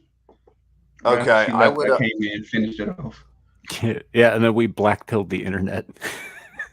No, I got to watch that though. But I'll probably do that because I'm house sitting for my aunt and uncle. Their dog, technically, the house is fine. It's the dog that he gets a little vocal at night. Not really bad, but their neighbor's like a raging douche. So if the dog like makes even one peep, then he calls them like your dog's barking, and it's like so. But yeah, no, we should definitely get you on Friday night's Royal Rumble again sometime if you have any time in the future. We'll talk about crazy shit. So Hey, yeah, Ryan, you got his you've got his Twitter handle, right? yeah, no, I do. He Okay. well, he doesn't use Twitter a whole lot, so I know that. No, I'm trying to get on it because yeah, no, I know that. When we that's talked where about all the last time, action you're like, is. yeah, it is. And I'll be honest, I deleted my Instagram account because I never use the goddamn thing. So yeah. I didn't know you had an Instagram, and if You're the reason I had it. That's fucker. right. He Well, was I'm like, the reason- "Oh, I'm banned You off made Twitter, him so you're get gonna mad. have to get a hold of me on Instagram." And I was like, "God damn it!" And he's like, "Well, just make an Instagram account; it'll be fine." So I did, and then the next thing I know, he's got his Twitter account back, and I'm like, "Well, what the fuck did I do that for?" Come on, man, you gotta. Is the speech more free than YouTube on Twitter? It depends on what you're yeah. talking about, and who you're talking about, and who you're saying it to. Yeah, So no. yeah. So no, yeah, that's pretty much true. The DMs are where it's at, though. Like that's how we communicate with each other, in terms of links and times and reaching out to guests and such. So I literally I absolutely despise Twitter, but when it comes to communicating and getting a hold of people, it's honestly the easiest place to do it. mm-hmm. And I hate that for that very fucking reason. Is that even since Elon has taken over, he's made some bad hires. Obviously, we all know about that. But it's just, yeah, I hate the fact that Twitter is still the easiest place to get a hold of people because it's still kind of a fucking shit show. Maybe it's not as bad as it was, but it's still not fucking super. So yeah, freedom of speech, not freedom of reach. Wow. Right. Yeah, there's That's been bad. some issues with that, but we can still use the DMs as private communications, which is a feature that I like about it. But you know, when I got on Twitter, the reason I got on Twitter was to push Amir's shit. This was before I started doing my channel at all, and I got on there to reach out to people on her behalf and to tell people to come watch her shows and all that stuff. That was my first pinned tweet, was a link to her channel. And now here we are 2 years later. I'm over 10,000 fucking tweets, most of whom are yelling at Joe Biden. That clown. Yeah. It's like, I don't know. Somehow it sucked me in, and I got to a point where I started abusing my privileges. I've been banned on there twice now, temporarily. So. Well, that's how I got my original account suspended for good, is because back when Joe Biden gave his whole Mein Führer speech in front of that red and black background, everybody was comparing it to a very certain controversial leader of the past, right? Because that's kind of, let's just say, whoever decorated, I can't remember who used to do the setting for Adolf Hitler, but it's very esque that, right? And everybody's making fun of it. And so I was like retweeting and like post. I got banned for retweeting. It was for hate speech or promoting violence against a group of people, whatever. Anyway, because obviously but I retweeted something. That's how I lost it. But it was against the president and that was back when, shortly after we found out that that certain political whatever were contacting Twitter saying, hey, maybe let's have this tweet disappear. Why is this account talking about this? And it's like, yeah, and I think I probably got hit for that because a lot of people were memeing that, and a lot of I went back to try to get screenshots because I was like, dude, I was gonna look into suing them. And like that one journalist did. He was the first one to do it and win. And that would have opened the fucking pipeline because he got his Twitter back because he sued him. This is before Elon took over, but no. Anyway, long story short, I went back and screen grabbed a bunch of those, but then again, I went back shortly after that, and I'm glad I screen grabbed all those because they were because a lot of those posts were also fucking taken down too. Meaning, I think their accounts got suspended for comparing the lighting and the effect, and because it was right in that middle of the speech where Joe Biden has his hands up, he's like yelling at the crowd, and it's like, Hitler used to yell at the crowd like that, right? And that was like kind of the joke, the meme of it. But all those memes disappeared. People were getting suspended over it for the meme was promoting violence. It was partially about Hitler. It was, I think, probably more accurately in the cultural zeitgeist, Chancellor Sutler from V for Vendetta. Yeah, there are people making that comparison too. A representation of Hitler, but yeah, you know what happened to me? You know why I got banned for 7 days? Because I jumped on the bandwagon with Dan Vask and I said Ellen Page. No. Yeah. Is that why you're the Infamous? So Twitter. No. That's because Lily 300 Mirrors has a very interesting sense of humor. Yeah, she does. She's so obviously the ladies watched the Barbie movie, right? And they didn't really care for it, which is, hey, teach their own. That was their demographic. The Barbie movie is not for dudes. So, but the ladies didn't like it. But the ladies, the one thing that they really did like about the movie was Ryan Gosling's portrayal of Ken and that whole Ken enough thing. And that's so now Lily has decided that from now on, all of us guys that she's on the panel with, we're all Kens of some sort. So it's Samiel the Infamous, aka also the Ken Thulu. I'm Leo Ken or Law Enforcement Ken. So you can use either one. Then of course Shadu, he does coffee, so he's Starbucks Ken. It just it's a whole fucking meme. It literally became a meme out of nowhere. JB's like the Ken Prince of Crime. Yeah, the Ken Prince of Crime because he's Joker. It's really funny though. We had a fucking pretty good time on panel last night. We were yucking it up pretty good. I thought it was only gonna be like an hour and a half show, and then of course like we fucking got to just like I don't know, you got rolling, and it was a really good show by the end. Well, I came in and you asked me how I was doing, and the ladies took exception when I told everybody how I was doing. Well, also that's when so I saw my nephew today too, and he's like, dude, he's like, no, did I we really were start with you last we night? were offline for that one, but yeah. Oh, were we? Okay, yeah. So no, it was really funny. My nephew came in and startled the shit out of me because I'm still not necessarily, I was used to living alone for so long, but anyway, but yeah, startled the fuck out of me, and it was so funny because I was like, what? I'm like, the fuck are you doing? It was really fucking funny. Right. So I know we're running close to time for you, Ryan. So we are going to close out. Clue, I will add. I think I've already actually got you in the. Yeah, you do. You do.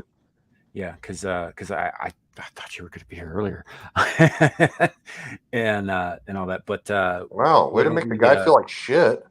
Hey, no. He's right. He's right. He spent like 2 hours with me last night, and at the end of that, he's just like, "Oh, I'll definitely be there." Wow. So, but you're here now, and that's good. So, why don't we starting with Brian, because I know you got to get out of here. Tell the people where they can find you on the interwebs. You can find me on the interwebs on Twitter, pissing people off. But no. Tomorrow we have Star Trek Engage. We're doing the original series. Season 1, episode number 6. Correct? We're on 6. Yeah, we're on 6. We're on episode 6. Episode it is. Prepare for the gay jokes because it's a lot of Star Trek and it's a lot of gay jokes. And sometimes I think fun is what it is. It is a lot of fun. It's a lot of fun. And so we actually added Anna last week. She was on, and she has decided she wants to make more appearances. So she hopefully she can make it too. I think it's been a lot of fun. But then of course on Monday we got Game of Thrones season 5, episode number 3, and you'll see a lot of the same jokers that we're all on panel with, because Jesus, we all hang out a lot. No, we're not doing that. No, not Anna, that Star Wars girl. Anna's Gameland. Different spelling. Yeah, different spelling. Don't spell yeah. Don't get them mixed up. They don't like that. The one with 2 N's, right? Yeah, we have the one with 1 N. She's live in Poland, I think. Anyway, so yeah, I think she might be from Poland. She spends her time between England. I think she's in Texas right now, but yeah. Oh, okay. I think she lives most of the time in England. From what she was saying, I don't know that much about her myself, and I obviously missed last week's panel, so I didn't introduce myself yet. But we will get around to that this weekend. Clue. Tell people what you do and where they can find you. Right here on YouTube under the Clue channel.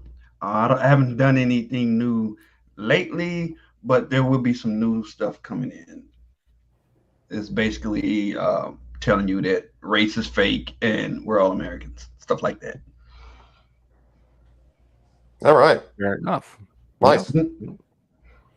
I've been on this channel late night, middle of the night, and we had a pretty good time, despite basically just being pissed off at everything. So it was a fun show though.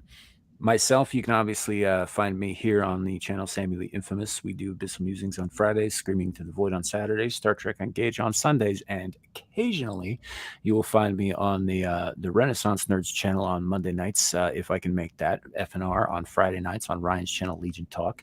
And wherever the Exiled Lioness pops up, I'm usually at the very least in the chat, if not backstage, trying to make sure the world doesn't fall apart. I'm getting better at this outro shit, dude. Yeah, you are. All right. Anything else we want to say to the good people before we hit that clip and get on out of here? No, I think that pretty much covers it, man. It's been a good discussion. The chat was awesome as always.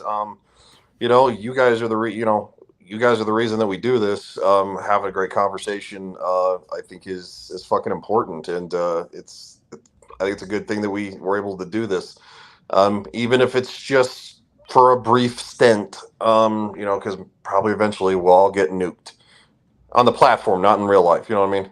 Like, I'm not talking about Russia. Crap. Maybe both. Maybe both. Oh God, fuck. Fair enough. All right. Well, that being said, oh yes, for those of you who follow Amira on Lioness Exiled, she is going live tonight. I believe last I looked, it was scheduled at about 9:30 p.m. my time, 8:30 p.m. Pacific. So keep an eye out for that. That being said, remember, folks, it could always be worse. It could be raining flaming cobras. Have a good night, and thanks for coming.